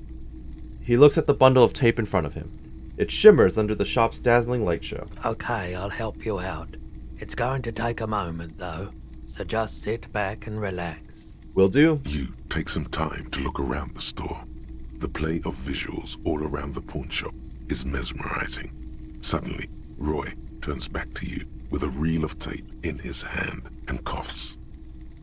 Why would I be a dick about it? He just helped us out. Why would I complain about it taking 15 minutes? Well, thanks for the help. Proceed to take the repair tape. Yeah, my pleasure. I'll do what I can for true passion projects. Just try not to use this tape for negative photon emissions. Take responsibility. Okay. Will do. See ya. Alright. In that case, now we can go back to that tent.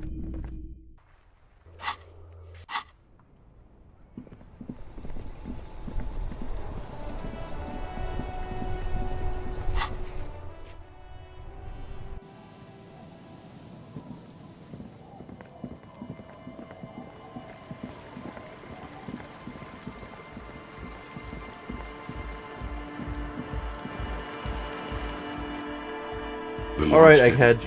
Incremental progress! Yeah! I found this reel of tape. Maybe you can use it to hard up Ake's jam. Give him the fixed Hawthorne tree tape. Hawthorne. Yeah! Remix time! Tape goes here, into deck B. His voice booms through the church. Through the church? We're not in the church. Ah, okay. We're in the tent. As he takes the tape and reattaches it in the empty reel slot. He clicks a switch and the tape starts spinning. A hand on his ear. He listens to the audio through his headphones and shouts. Wow! Did you get this from Arno himself? His face lights up with delight. A great excitement is bubbling to the surface within him.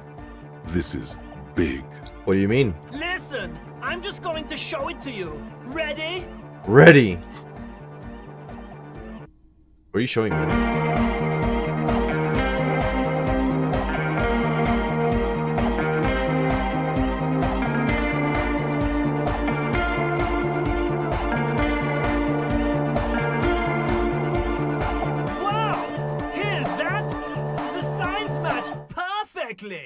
He wipes his brow. Now, if only we had the beat for the full assault, it would be unbelievably hyper. Intriguing. The way I see it, Van Eyck based his remix on some famous original piece, like a folk song, something local. Seems you found an initial part with the main melody. Okay. I think it's just happenstance. Chaos in action. Contingencies of our limited existence. That and Egghead's fantastic talent. Evidently. Noid's right. Egghead's technical talent is the key. No, this is definitely part of the same song. Something cut from it. It fits too well. Really? Something mysterious is going on here.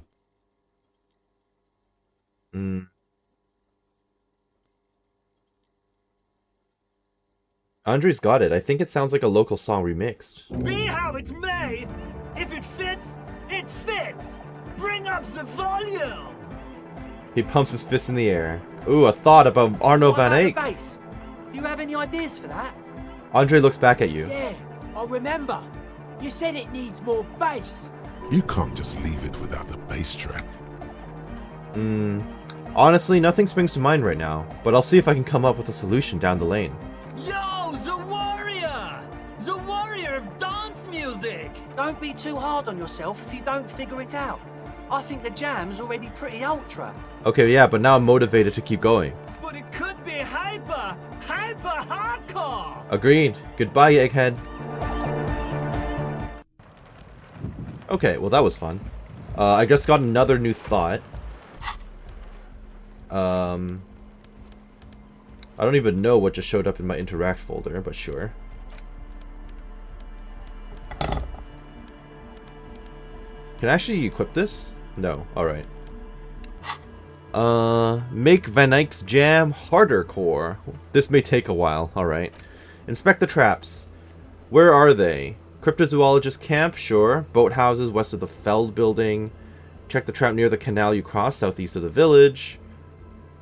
And check Land's End, far northeast of the Feld building. Okay.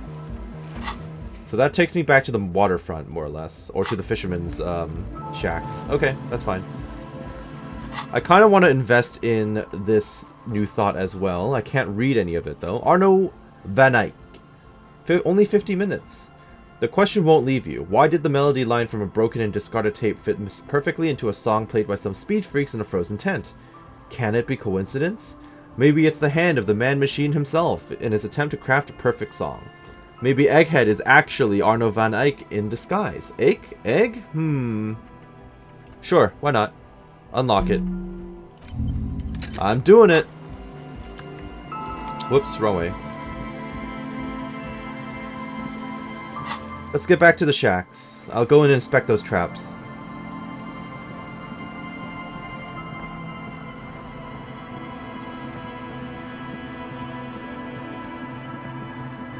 I don't really know where he put it, but I assume it's around here somewhere. Is this... Oh, this is one of the traps. Got it. There's a trap in the... No, let me do the thought first. Ahead! Decades-old concrete defenses. Children play on them now. There's a trap in the reeds at your feet. Looks like the same one you saw Morel set before. Same mesh, same wiring. Look around. The reeds bend forlornly toward the sand. Some tufts have been crushed. Snow covers the broken stalks like a shroud. In the east, the city center hums to you. The constant, distant song. Louder on this part of the coast. Nearer somehow. And there's that cold again. Always the cold. Reach for the trap. Locusts are crawling around in the trap. Confused, but uneaten. You see no carnivorous reed phasmid gorging on them. Big surprise. Anyway, 1 down, 3 to go. The lieutenant grins mirthlessly. No need to grin. I'm not expecting to find anything. I'm helping some citizens and getting some fresh air. I meant no offense. Just... The lieutenant doesn't know how to finish the sentence. He looks at you, putting the trap back on the ground. How am I doing on stats right now? 31 good cop. Nice.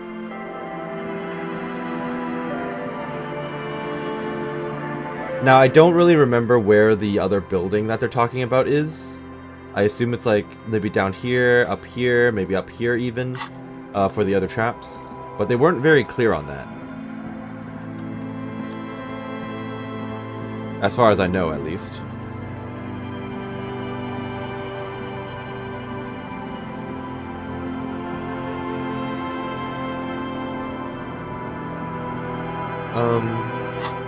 Church time. Here we are. Let's see the surrounding area first before anything else. Okay, yeah. What's this? You feel the shadow of a very large building fall on you. The sign reads St. Brune 1147.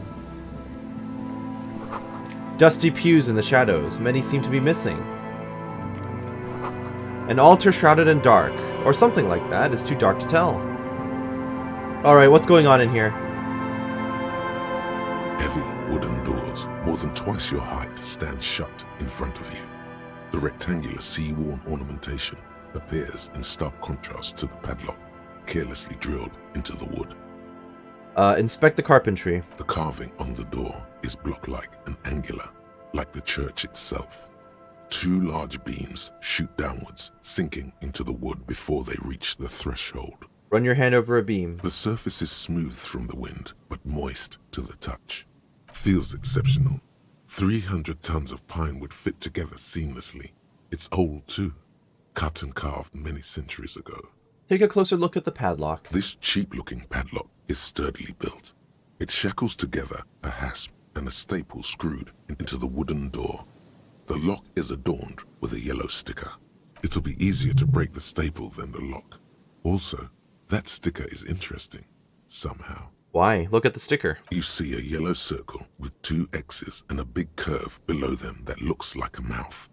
You're pretty sure you haven't seen it before, but what the symbol depicts is clear enough. A smiling dead guy. The curve makes it smile, and the X's make it dead. Fair enough. There is something blindingly modern about this symbol. Its modernness puts to shame everything you've seen before. Have you seen the symbol before? Point to it. He takes off his glasses and uses a blue handkerchief to thoroughly wipe them clean before inspecting the sticker. Then he looks up, pauses, and replies. No. What does it look like to you? Looks like a dead man smiling. Suggests junior delinquency. Okay, what is junior delinquency? For Revachol aussi, the moral intern defined junior delinquents as minors between the ages of 10 and 16 who have committed an act in violation of the law. These acts aren't called crimes as they would be for adults. Crimes committed by minors are called delinquent acts. This was part of your officer's exams. He puts the handkerchief in his coat pocket. What is suggestive of junior delinquency here? I haven't seen that sticker before, and I'm not a youth. I agree. It's very modern, but does the cheery guy not know he's dead, or does the dead guy not care that he is? What is the source of the irony here? I think you're reading too deeply into it. That level of conceptual thinking is not part of my skill set. Ooh. 97%. Try to peel off the sticker without ripping it. There's nothing like the sound of a sticker unpeeling. Now it's stuck to your thumb. Put the sticker on my ledger, right on the cover. Looks very modern. There was a secret task for that, apparently. You're part of the future brigade now, and so is your formerly humdrum ledger. Neon, baby. Alright, let's open the padlock with the key. The lock turns easily. You hear a click as the shackle pops open. Let's go. The lieutenant nods at you. Pull on the doors. As you do, you hear the echo of the doomed commercial area. Its black holes and dusty machines. Then the feeling passes. A great whoosh of air rushes into the dark innards of the church, as though rushing to fill a great vacuum in the heart of the city. Alright. Oh, wow. Wow, okay.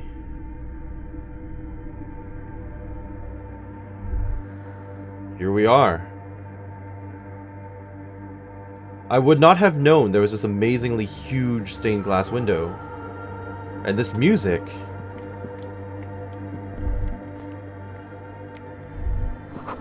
A strange stillness fills you as you look ahead. You should walk here, not run. More of the forked lightning pattern you saw outside. Bark beetles? No, it looks intentional. Some long-forgotten style. This grotesque wooden figure looks half-finished.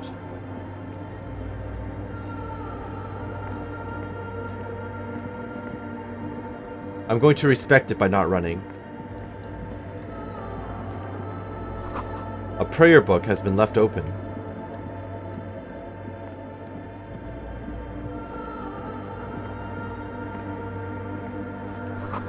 A figure drawn in frost on the window, depicting a deer. Frost has drawn flowers on the glass, obscuring the view. A cracked pane of glass, colorful. The silence in this part of the church, it's almost palpable. All the shifting matter and shuffling of living things is gone. Nothing seems to exist beyond the church anymore. Maybe if you were to stand in just the right spot, even your footsteps would be completely silent. Wait, I think I still hear something. And then it's gone. Almost all of it, but for the faintest of hums. It seems the sound here is detached from its source somehow, if not blotted out outright. Truly unusual. Huh. You can hardly hear your own breathing. Yell as loud as I can. Your voice is barely audible. Not a howl, but the softest of whimpers. It's unnerving. Yeah. Stomp your feet and clap your hands. You produce a few muffled thumps, after which the silence feels even more total, somehow. Turn to Kim. What's happening? Can he hear me when I ask the question? The lieutenant points to his ears and shakes his head. Then he leans closer. Can you hear anything? Almost nothing, and it's beginning to worry me. The church just has strange acoustics, some engineering trick. His detached tone conceals how uncomfortable he is. Hey, what if it's something paranatural? Please, detective, not this again. He's trying to act dismissive, but at this particular moment, he's more open than usual to the idea of paranatural phenomena. I'm going to go to this again. The lieutenant points. Can you hear anything? Not really, but it's extraordinary. I've never experienced anything like this. I wonder why the church was built with such strange acoustics. His detached tone conceals how uncomfortable he is. Whatever it is, it's definitely real. Something odd is happening around us. The lieutenant doesn't reply, but you can sense him tense up next to you. Look up into the bell tower. The orderly rows of ceiling panels become barely visible, then disappear completely in the darkness of the tower overhead. Try to see beyond the shadows. What am I about to find out? What is this?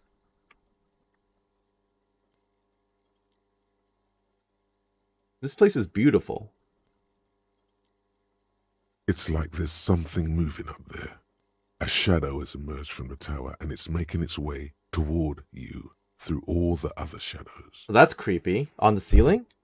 Let's follow the shadow's movements. It's not a shadow anymore, becoming more substantial as it gets closer.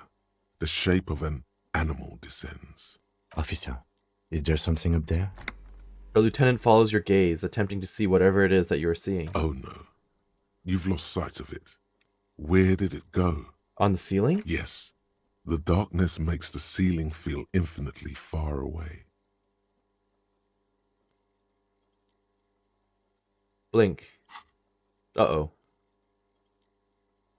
Whoa! You see something hanging from the rafters, looking straight at you with dark eyes. Tiago. Maybe it's possible to talk to it. What the hell are we doing here? The bowl is filled with water. A live wire runs directly into it. Could these wires work as contact microphones? I'm gonna talk to whatever this is. The shadow is a man. A man made of the same stuff as the carpentry of the building. He is studying you intently. Kim, please tell me you can see this too.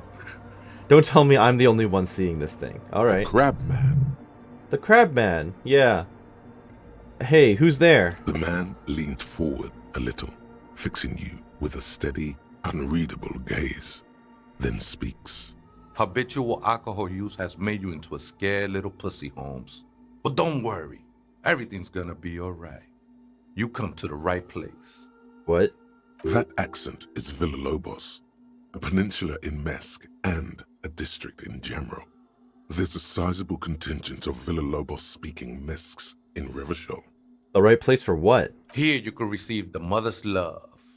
And when you're ready, she will take your hand and lift you out of the despair at the bottom of that bottle. This man is obviously a habitual narcotics user. Do we really need to question him? The lieutenant whispers to you quietly. Okay, well, you do see him, but how did he climb down off the ceiling? I'm put off by this religious stuff, he thinks. And Yeah. maybe the ceiling climbing, too. Exactly. It's all very hard to square with the lieutenant's own view of reality. Hey, and what was that about, the bottle again? You haven't even drank that much lately. Lay off it already. Shish. Oh, hell no, run away. I'm a policeman. I need to talk to you about police things. I don't know anything about alcohol use. Oh, yeah, sure. You don't know anything about alcohol use. You got it all under control, Way. I could smell the control all the way over here. His eyes remain fixed on yours. Okay, fine, I'm struggling, but you don't need to lecture me. I know what I need to do. Not all of it. I was like you once. You don't know all the havoc Albino is wrecking on your mind and your spirit. Necesita parar, homie. You know, actually, since we're here, you may want to pay attention to what the ceiling climber is saying. For some reason, I feel like you have a point there. Don't trust me. Trust the mother. I'm only the messenger, Holmes. His voice echoes in the cold air of the church. This is the church of the Mother of Silence. You are welcome here. He sways gently on the beams, waiting for you to take it all in. You have no idea what the fuck he's talking about. Is he just trying to throw you off your game? Yeah, I have no idea what's going on. Whatever it is, he's quite confident about it. Just look how gracefully he sways. 'Tis not an act, my liege.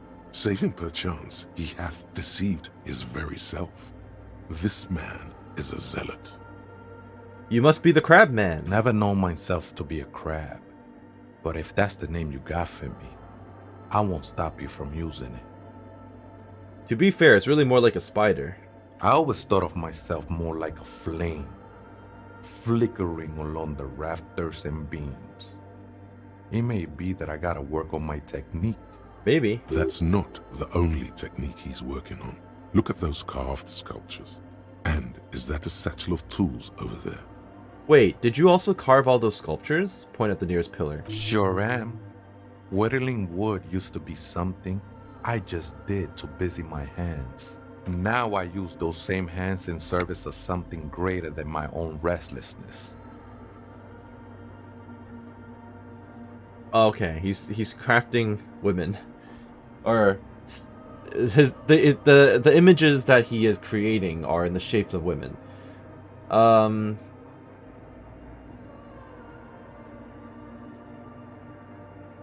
You've got some nice curves going on there. It's all just for the mother, man.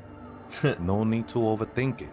And what were you before you became a crab man and a woodcarver? I was in a gangway, but my memories of that time are faded. Most of them are already gone.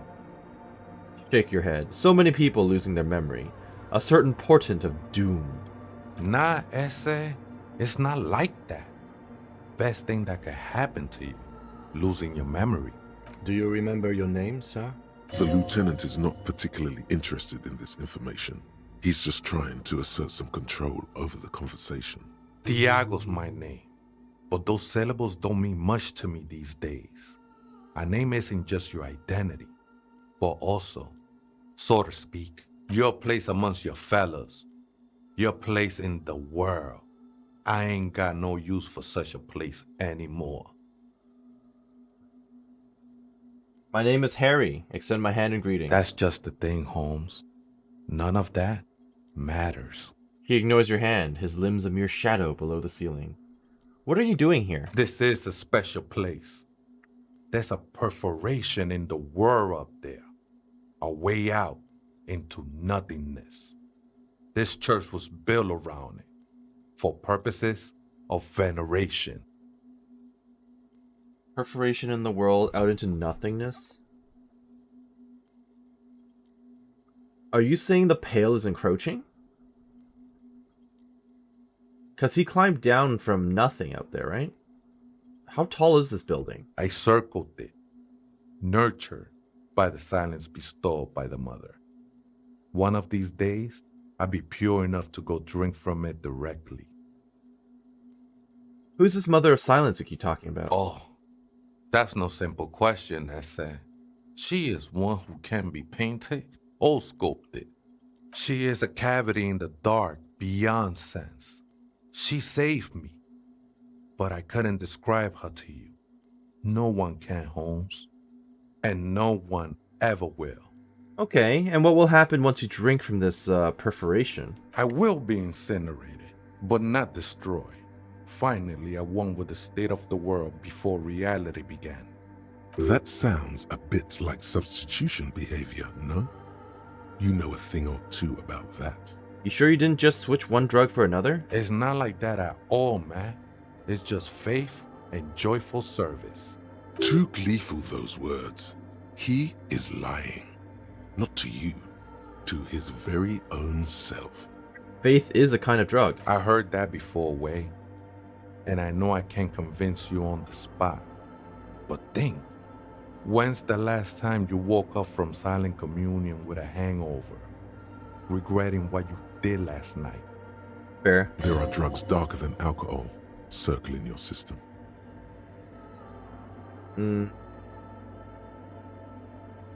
I think love might have been my drug of choice, and I think I'm still hungover from it. She took you for a good spin, huh? Don't worry, bro. That love is but a drop compared to the ocean of the mother's love.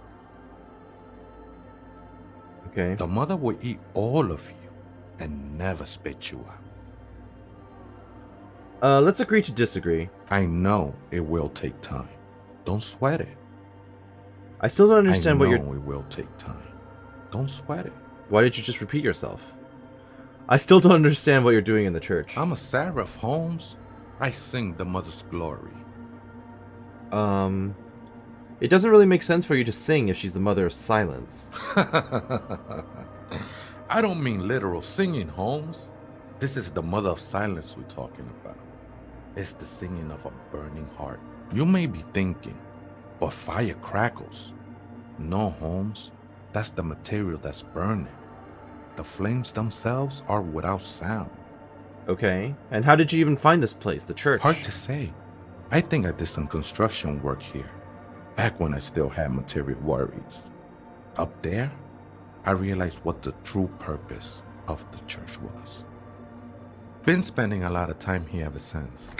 The past is nothing to me now, Way. It didn't belong to me. Alright, I had other questions. The sinewy figure lingers on the wooden beams, blending into the shadows. You've been here for a long time. Do you know why the church was abandoned? Police raid a while back. He responds, his voice suddenly flat. Did you witness it? Not really. Or at least I don't remember much of it anymore. The mother's love has done its job. That's what's so great about the mother. It lets you forget about everything. Some ravers want to turn this place into a nightclub. The ones in the tent outside? Right? I see them. Guessing they're the ones who call me a crab. Probably scared of me. Wait, do they have a reason to be scared? Nah, man. They look pretty funny. And I don't harm no one anymore. Anyway. What do you mean by anymore? Though he used to, a long time ago. So what do you think about the nightclub, that is? Why not? They wouldn't bother me none. I'm usually way up there, imbibing. Ain't no music on earth that can reach where I go. Might even be nice to have some company. He said that in spite of himself. He's more attached to the human than he'd like to think. Do you know where the other spooker is? Point to the strange machines around you. What others? What spookers? Other spooker? Oh, esa viejita es muy estudiosa. Don't know, Holmes. I have no idea what he just said. Viejita is grandma? Wait, so there is another person living in the church, and it's viejita? No. I just call her viejita because of her clothes. She's actually quite young. Or maybe not that young. H is just one of the many masks we wear. And you know where she is. Oh, sorry, and you don't know where she is. That's what I said, Holmes. How can you not know when you both live here? Don't really follow her comings and goings. Just see her typing on her computer now and then. We got different interests. Oh, I guess these machines... I see, okay. So you've got nothing else to tell me? How she looks, what she does, who she is? I'm afraid not, S.A. You just have to wait until she comes back, or... He shrugs. Or search through her radio computer. That I'll do. Bye. Creepy person. You've got more statuettes over here. A spider has spun its web around this wood-carved pillar. Okay. Well, there's a computer, I think. Can I get down here without actually... Nope, apparently not. What is this? The blackboard is filled with complex equations. They look recent. Something to do with radio's frequencies? 2 decks of reel-to-reel tapes spinning on empty. A portable Harman Waushi tape recorder. Is it possible it's recording something? Someone's siphoning electrical current from outside into this antenna. What is this then? In white, silver, and apricot faience, the young mother of humanism stands above you. A crack runs across her body. She is impossibly tall, oval-faced and sad. A dark and radiant majesty. This is her innocence, Dolores Day. Okay. Cradled in her arms are a pair of glowing lungs. Yep. Clearly visible from underneath her flowing dress. You should kneel. Sure, why not? Your knees touch the floor. The floorboards are hard and cold. There you kneel among the snowdrifts, diffuse light falling on your hands from beyond the glass. Look up. The woman looks down at you kneeling. She towers among her followers, architects, laymen, courtiers. There is a sad smile on her lips and a glint in her green-blue eye of what? Compassion? Remorse? She acknowledges the passing of someone who is still alive. You. No, she doesn't care about you. She only cares about her shiny sovereign's orb and her silk robes and getting to the aerodrome on time. To leave.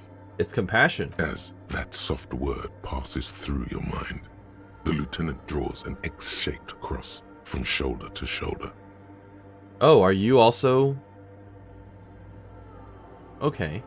Do the same as you get up. Your fingertips touch your chest 4 times. Then you rise from your knees into the apricot-colored light of the window. Above you, the woman still smiles her distant smile, sundered by the crack in the glass. Okay, so these are both checks that I can retry, so at least there's that going for me. How did I know this is the mother of humanism? Despite the damage you've done to yourself, the title appears lodged in your hippocampus. This is her innocence, Dolores Day. The innocence of humanism, internationalism, and the welfare state. Perhaps the most famous human being ever to have lived. No amount of Commodore Red can wipe her sad smile from your brain thing. It has survived the deluge and haunts you still, and will haunt you forever, as it haunts all men. Wait, what exactly is an innocence? I've read a book, but it was fuzzy. The highest category of historic individual, an embodiment of the world spirit. A ruler? More. An innocence is elected to office by the founding party, a precedent that has taken place a mere 6 times in the entirety of history. The legal system of the Real Belt is built to accommodate an authentic rule should it coincide with our time. It's basic. I mean, it's definitely got religious connotations. Basically like the Pope, right? And innocence is infallible. The decisions made by one are not decisions. They are inevitabilities. What would have happened anyway? Only accelerated, packed into decades instead of centuries. And innocence is a continuous, compressed event, a sacred human being. It is an honor and a glory to live when one is in office. Is one in office now? Probably not. I feel like we would hear about it if there was. No, we are alone.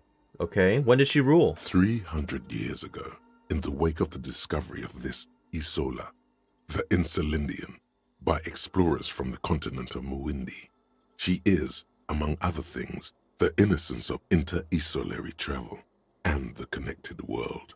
What else do I know about her? Many things. You know she was a woman of the court, the wife of an influential Marchese, and eventually the principal advisor to Irene La Navigateur, Queen of Serene, modern-day Sir La Clé. Also that she was gorgeous beyond beauty, draped in ancient sadness. Are you sure you want to remember this bit of historic trivia? Standing under a long, slender form like this, dwarfed? Yes, I do want to know more. Where is this coming from? The past. It's a silo of sadness, fermenting. You should keep away.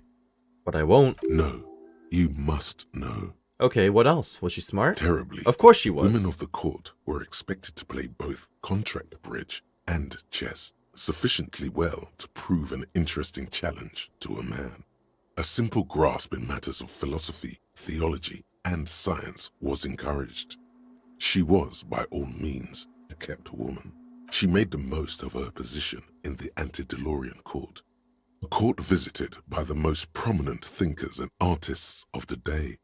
In secret, she was becoming the era's preeminent philosopher of the state. A scalpel, a piercing gaze. She was an almost preternaturally magnetic and intelligent individual. To her contemporaries, she appeared out of time, a messenger from the future of the species. We all fell in love with her, head over heels. Even before she was declared an innocence, her influence was tremendous. How come? It was on her advice that Irene La Navigateur sponsored a number of voyages into the Pale. A costly, often tragic endeavor, ultimately vindicated by the discovery of the new world, the piece of reality you're standing on. She was crowned 2 years after the first expedition returned, setting in motion what is widely considered the greatest era in history. The DeLorean era. Wow. Wow, indeed. When her innocence was declared, and the queen she had advised for years fell on her knees before her, she was so overcome with emotion that her lungs started glowing in her chest. Wait, like, actually? I thought that was just more symbolism than anything else. Bystanders reported golden filaments lighting the already sunlit chamber around her, clearly visible beneath her dress. That is why the lungs are the symbol of love for the cultures of the Real Belt. Interesting. I want more. As did we all. The lands of the Mess and the Occident, and even far away Supramuindi. Altogether, 21 of the 40 Mundial nations of the time immediately accepted Innocentic rule, even before her crowning. Her crowning? In a city called Advesperaskit in Vespa Messina, her homeland. The name of the city means evening comes, but it happened on a winter's morning, with the canals frozen and slush falling out of the sky. She was dressed in a white and pearl dress on an emptied-out plaza with the crowd far away. Already, her Theriers, the secret servicemen of the Innocents, were worried about an assassination attempt. Wait, the pill driver said last time that Dolores Day was assassinated, right? She was shot. Oh boy. She must have been beautiful. Oh yes. She looked like humanity's young mother, a perfect mother. Insultingly beautiful. It was as if her face and shoulders and hands were covered in a soft down of underfeathers. You know this well, very well. Midwinter snow was beating the cobblestones around her. A small attaché of officials stood by as her Theriers placed a white gold wreath on her head. The crowning was mostly witnessed by secret servicemen. And then what? One of the men in this secret service killed her 22 years later. A young man who had come to suspect that Dolores Day was not entirely human, but something else. What? Something that had walked in our midst, watching us stumble for hundreds, if not thousands of years, until it decided to interfere. interfere in the course of our history. We were supposed to come up with this ourselves. The man was reported to have screamed at the innocents. Dolores Day was shot in the chest with a fowling piece 8 times. The man, thought to be insane, said he once touched her and her body had been unnaturally warm, like a furnace, and that sometimes, while on duty, he observed her forgetting to breathe for over 10 minutes. This inhuman quality was witnessed by many others as well, glowing lungs and all. It is commonly attributed to mass hysteria and religious psychology. Was there something terrifying about her? Terrifying is a term too emotionally charged for your semantic memory, or what remains of it. But what? Terrifying. It's a simple word. She was bad for humanity, and you shouldn't have started thinking about her. No. Was there something bad about her? I want to know. You already do. Although she is often considered to be the greatest human being to ever live, there was something ominous about Dolores Day. Constantly surrounded by her terriers, she was the most socially secluded and least self-aware of all the innocences. Some modern thinkers would consider her a war criminal for the campaigns she waged against the Mesk state. And then there were the resettlement programs. Uh-oh. What happened? The Mesk state tried to detach itself from innocentic rule. Parts of the world were experiencing whiplash from accelerating into secularism. Her mandatory education programs and mass resettlement of upstream Marguerite were problematic as well. Dissenters were suppressed by a military force she called the Army of Humanity. Well, that doesn't sound good at all. It sounded so amazing at first, and then she became a dictator? And the mandatory education programs and resettlements, not good. Sounds like the residential school stuff in Canada. Suggesting those who fight against it are not part of humanity. Correct. She adored chess, yes, but also military war games. Dolores Day often holds a tiny tin soldier between her index finger and thumb in icons such as this. She was also blonde, the blondest woman you have ever seen, with green eyes the color of the Pacific, mare interregnum. Little is known of her Marchese husband. It's as if he vanished from history after completing his role, which was to introduce Dolores Day to court. In conclusion, yes, there is something lonely, paranoid, and even terrifying that people seldom mention, but feel when they think of her. This subtle terror is part of her iconography. Interesting. Lieutenant Yefrater, you've stood there for over 5 minutes. The lieutenant's calm voice echoes in the cold air of the church. What are you thinking of, if I may ask? She's somehow connected to the case. How? She's been dead for 300 years. I am almost 1,000% certain she isn't connected to the case. He takes his glasses off to clean them. None of this is, in fact. This church, the coast, this isn't a good place to get lost in. This is Dolores Day. The old woman in the village was right. This must be the Dolorian Church of Humanity in Martinez, or the small Pinewood Church in some records. You knew of this place? It's a minor landmark, not easy to find. Most maps misplace it. It was built not long after Revachol's founding, 300 or so years ago, by first-generation settlers. On the coast of an uninhabited archipelago where only animals had roamed before, in the wild reeds. What else do you know? There used to be 7 stave churches on the coast. Les Sept Sœurs, they call them. The 7 Sisters. Only one remains.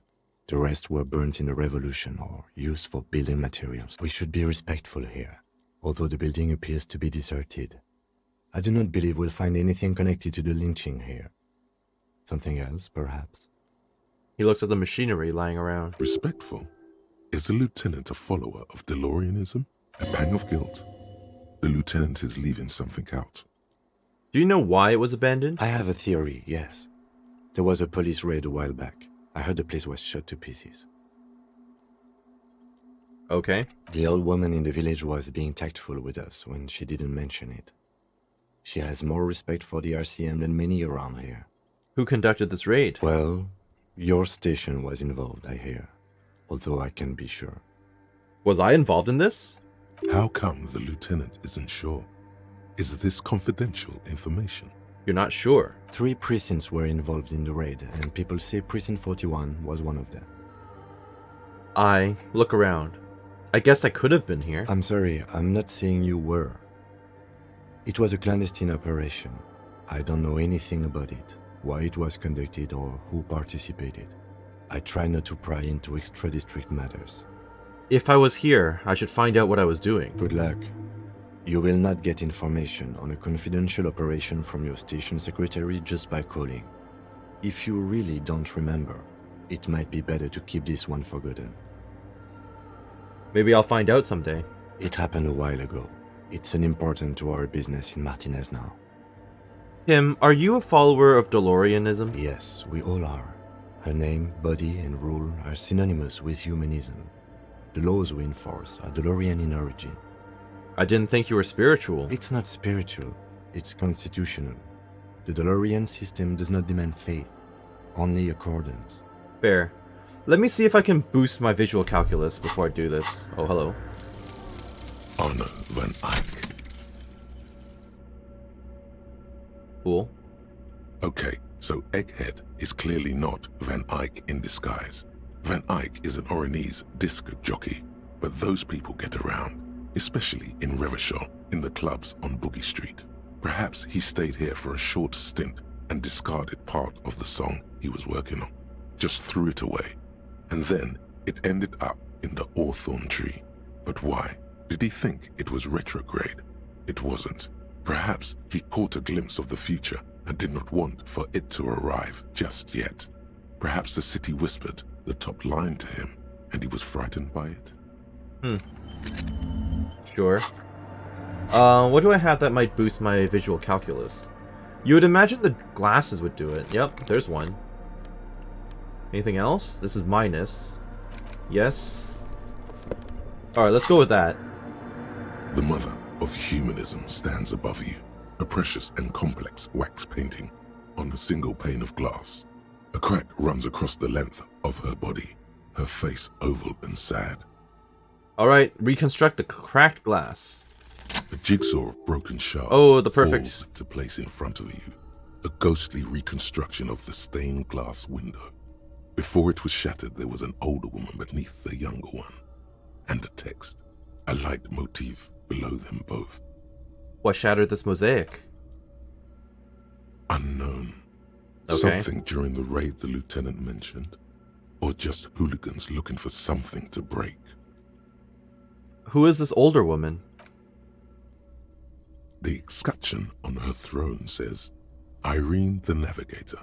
She is depicted as an older woman wearing thick-rimmed eyeglasses, holding a golden Reichsapfel in one hand and a scepter in the other.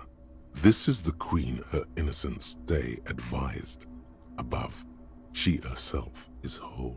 Small figures of wise men, common men, worshippers walk up the stairs to stand at her feet. Secret servicemen, 30 years, stand in a row guarding her. It must have taken years to produce this work in all its dizzying detail. The motto, what does it say? Below both women, in luminous black letters, Après la vie, mort. Après la mort, la vie de nouveau. After life, death. After death, a new life. And then, along the left side, Après le monde, la gré. Après le gré, le monde de nouveau. And now I don't know what Le Monde is. After life. Oh, good, thank death. you. After death, life again. After the world, the pale. After the pale, the world again. Oh. This is the great leitmotif of humanism, a summary of the effect of the discovery of this Isola, the Insulindian, on human thinking. A tremendous sea change akin to finding life after death. Lieutenant, this used to say, after life, death, after, and then the rest of this, I guess. Death, life again. After the world, the pale. After the pale, the world again. So you do know it. This exaltation is common in Dolorian sacralism. In the early years, it was even incorporated as the RCM slogan. No more, however. Why? It was deemed subservient to use a strongly moral intern-related motto. We already suspected of bootlicking. The sentence was also seen as too feminine. What? It was a macho thing. What is the RCM motto now? Justice, union, prudence, and force. Cool. Eyes cool. The lieutenant nods. Step back. The mother of humanism towers above you. A wax painting on a cracked pane of... Alright, well that was fascinating. Well, there's a radio computer right here. A machine stands in the corner, watched over by the figures on the stained glass window. It's turned on and quivering with soft electricity. Another radio computer. And this time it's already turned on. He seems cautious about the machine. These machines sometimes harbor traps, he thinks. Alarm systems and the like. Let's be careful. Okay. We should leave. I doubt this place bears any connection to the case. Yes, but this machine looks like the one in the Doom commercial area. It's also quite similar to the one we have down at the station. Must be the same model. He inspects the machine's framework, careful not to touch anything. The one you saw earlier was the Ream Civic. This is the Ream Prefect, a model number RC7024, equipped with a Fell mainframe and a Ream-compatible interim printer. The Ream Prefect is the governmental version of the commonly used Ream Civic model. Although mostly based on the same technology, the Ream Prefect is equipped with better noise attenuation circuits. Wait, let me just investigate You it. see fluorescent play and print buttons on the keyboard. A hatch connected to the central compartment is wide open. The lieutenant says nothing. You see the machine's glowing frame reflected back from his diamond-shaped glasses. You're free to proceed. But his glasses are not diamond-shaped. Oh well. Look inside the compartment. Behind the hatch sits a cube-like crisscross of filaments, smoldering in the dark like fireflies. Silver tape on the side says, in black marker, log, February to March. Okay. Another filament memory. Press play to talk with the repeater. Press play. The speaker comes to life. Static seeps through the machine's planar magnetic driver. An old lady greets you. Her voice sounds 100 years old. Good afternoon. Votre accident on Saint-Brun. This is the East Insulindian Repeater Station 1. Please repeat. Is this the personal log? Sure. It's the same old Yeah, it's the same woman person. you spoke with through the radio computer in the doomed commercial area. Yvonne, it's me again. How are you? Good, thank you. Please repeat. Is this the personal log? Fortress accident, like the one in the Doom commercial area? She's not gonna know what that means. I have two machines registered to this company name in Martinez. One on Saint-Brun, the other on Rue de Saint-Ghislaine. True. Saint-Brun. That's the church. And Rue de Saint-Ghislaine? That's the Doom commercial area. Yep. Anything else I can help you with? I looked inside the core, but the tape on the filament just said log, February to March. Good. Please repeat the password. Let's look around. There's no use trying to guess the answer. Maybe he knows something. Oh, Tiago? Okay, I don't know the password. Received. I will register this login attempt. Votre accident. Is there anything else I can do for you today? No, not right now. Goodbye, votre accident. The machine's keyboard is still illuminated. What if I hit Nothing print? happened. Alright. Let's ask Tiago then.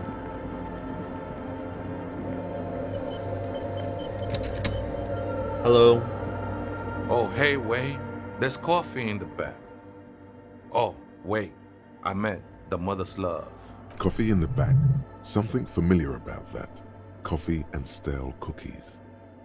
What was that about coffee? I feel like I've heard it before somewhere. Look, man. I'm at liberty to talk about the sacred blaze of the mother's glorious heart, but not about the coffee. Have you by any chance heard the viejita say the password to her radio computer? Too many times, Ese. You need it for something. Just tell me the password. Step closer. Don't sweat it, vato. The password is afterlife death. Thank you. What you think of that? Makes me almost pity la niñita pequeña when I hear it. Okay then, I think thank you. we're done here, essay. Oh, the figure crawls off into the darkness above. That was an interesting conversation. Correct. However, I'm still not sure how it's relevant to our investigation. I guess we'll find out one way or another. Oh, there's stuff here that I didn't see earlier. Oh. Mesk Bangers Red Brogues. +1 empathy. What am I wearing right now? Composure. I'll take them. I'll take the money too. Thank you.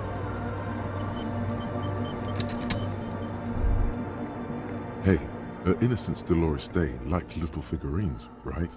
Liked holding little men between her fingers, remember? What? You have the Headless Fallen Rider figurine. You should give it to her. Win her back. What? Look around.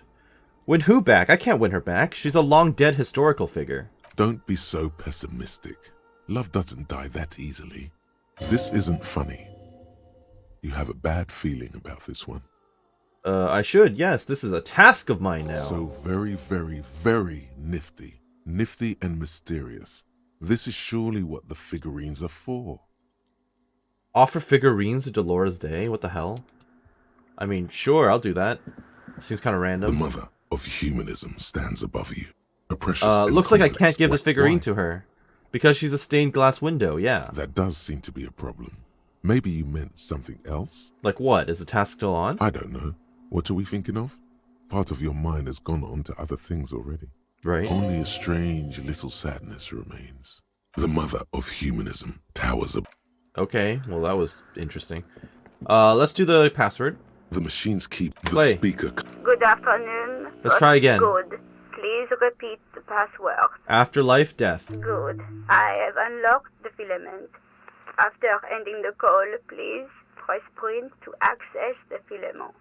Votre accident. Is there any... Thanks, bye. Goodbye. The machine's keyboard. The Print. printer prints out a long text document with dated paragraphs. It looks a bit like someone's journal. Read the printout. The first entry, made on the 4th of February, 51, by an unknown author, is short and concise. Arrived at the church. The door was boarded up, so I used the crowbar to get inside. Looks like the place has been deserted. Nothing out of the ordinary, but I'll ask around. Need to figure out how to get the electricity in. The lieutenant leans closer, scouring the printout over your shoulder. Just as you finish reading, he looks up, muttering under his breath. 4th of February. That's over a month ago. Whoever set up those machines has been here for quite a while. Do you think this log might be connected to the case? I don't, but I'll say it anyway. Our case? No, I don't think so. It must be some local eccentric. Read the second entry. 6th of February, 51. Had a little chat with the local fishermen. Said I shouldn't go near that place, that the church was spooky and ridden with narcotics. It's a little spooky, all right. Still haven't figured out the electricity. See? Even one of the spookers themselves says it's unnerving. See? Ridden with narcotics, just like Andre said. Read the third entry. 7th of February, 51. Finally got the electricity in. Next on the agenda, a new antenna.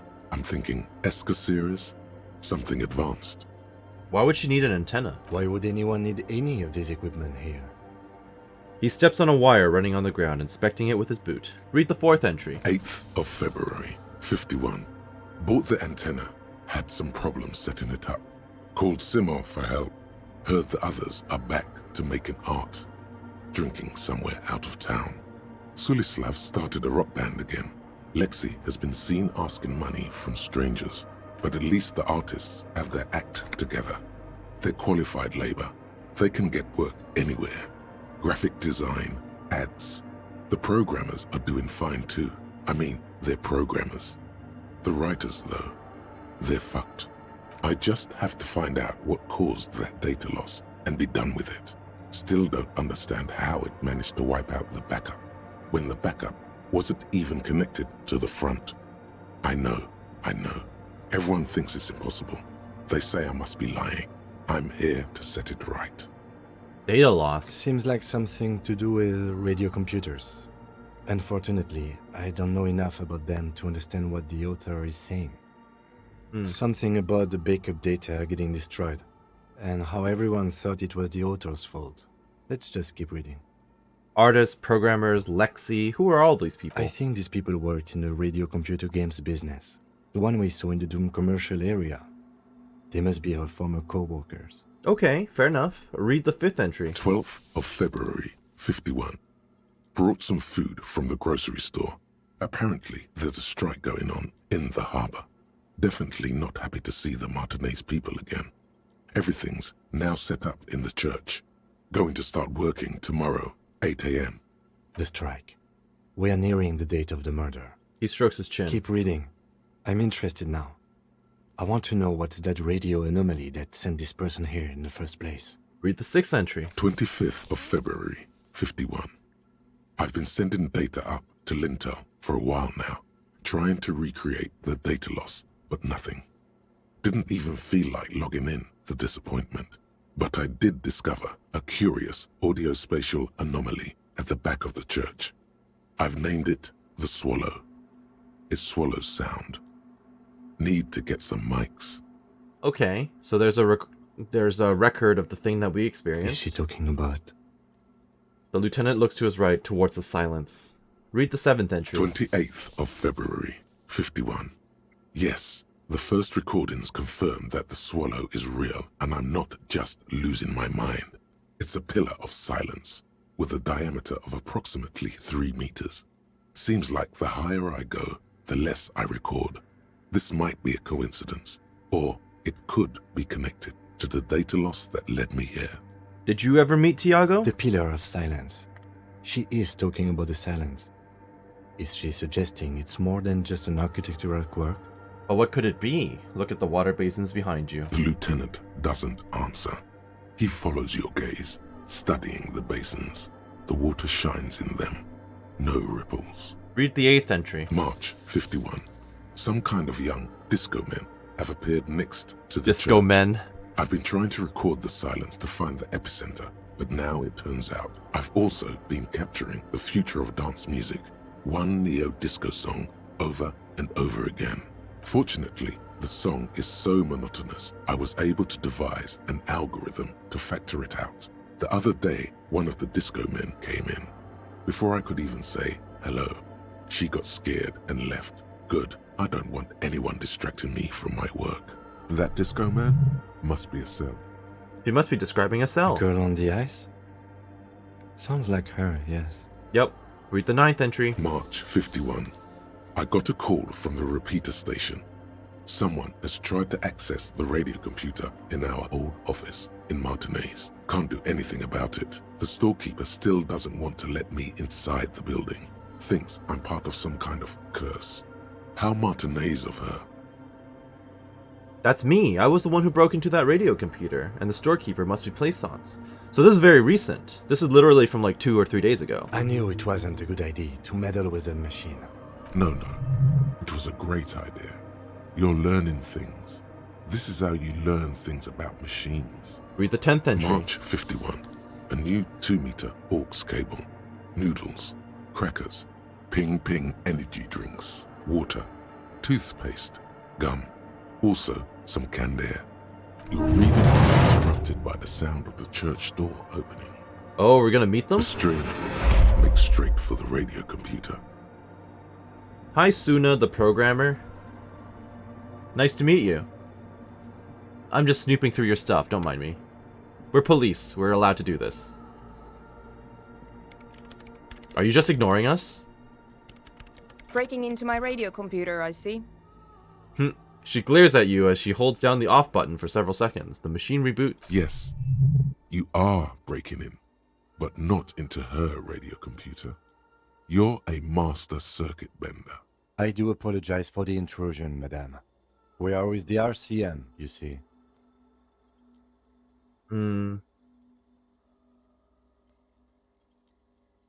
We're here on a side case representing certain music venue organizers. Well, you won't find any music venue organizers here.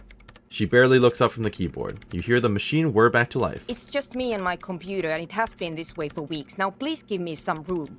I need 2 seconds to see that you haven't destroyed anything. We should talk to her after she has rebooted the machine. Sure.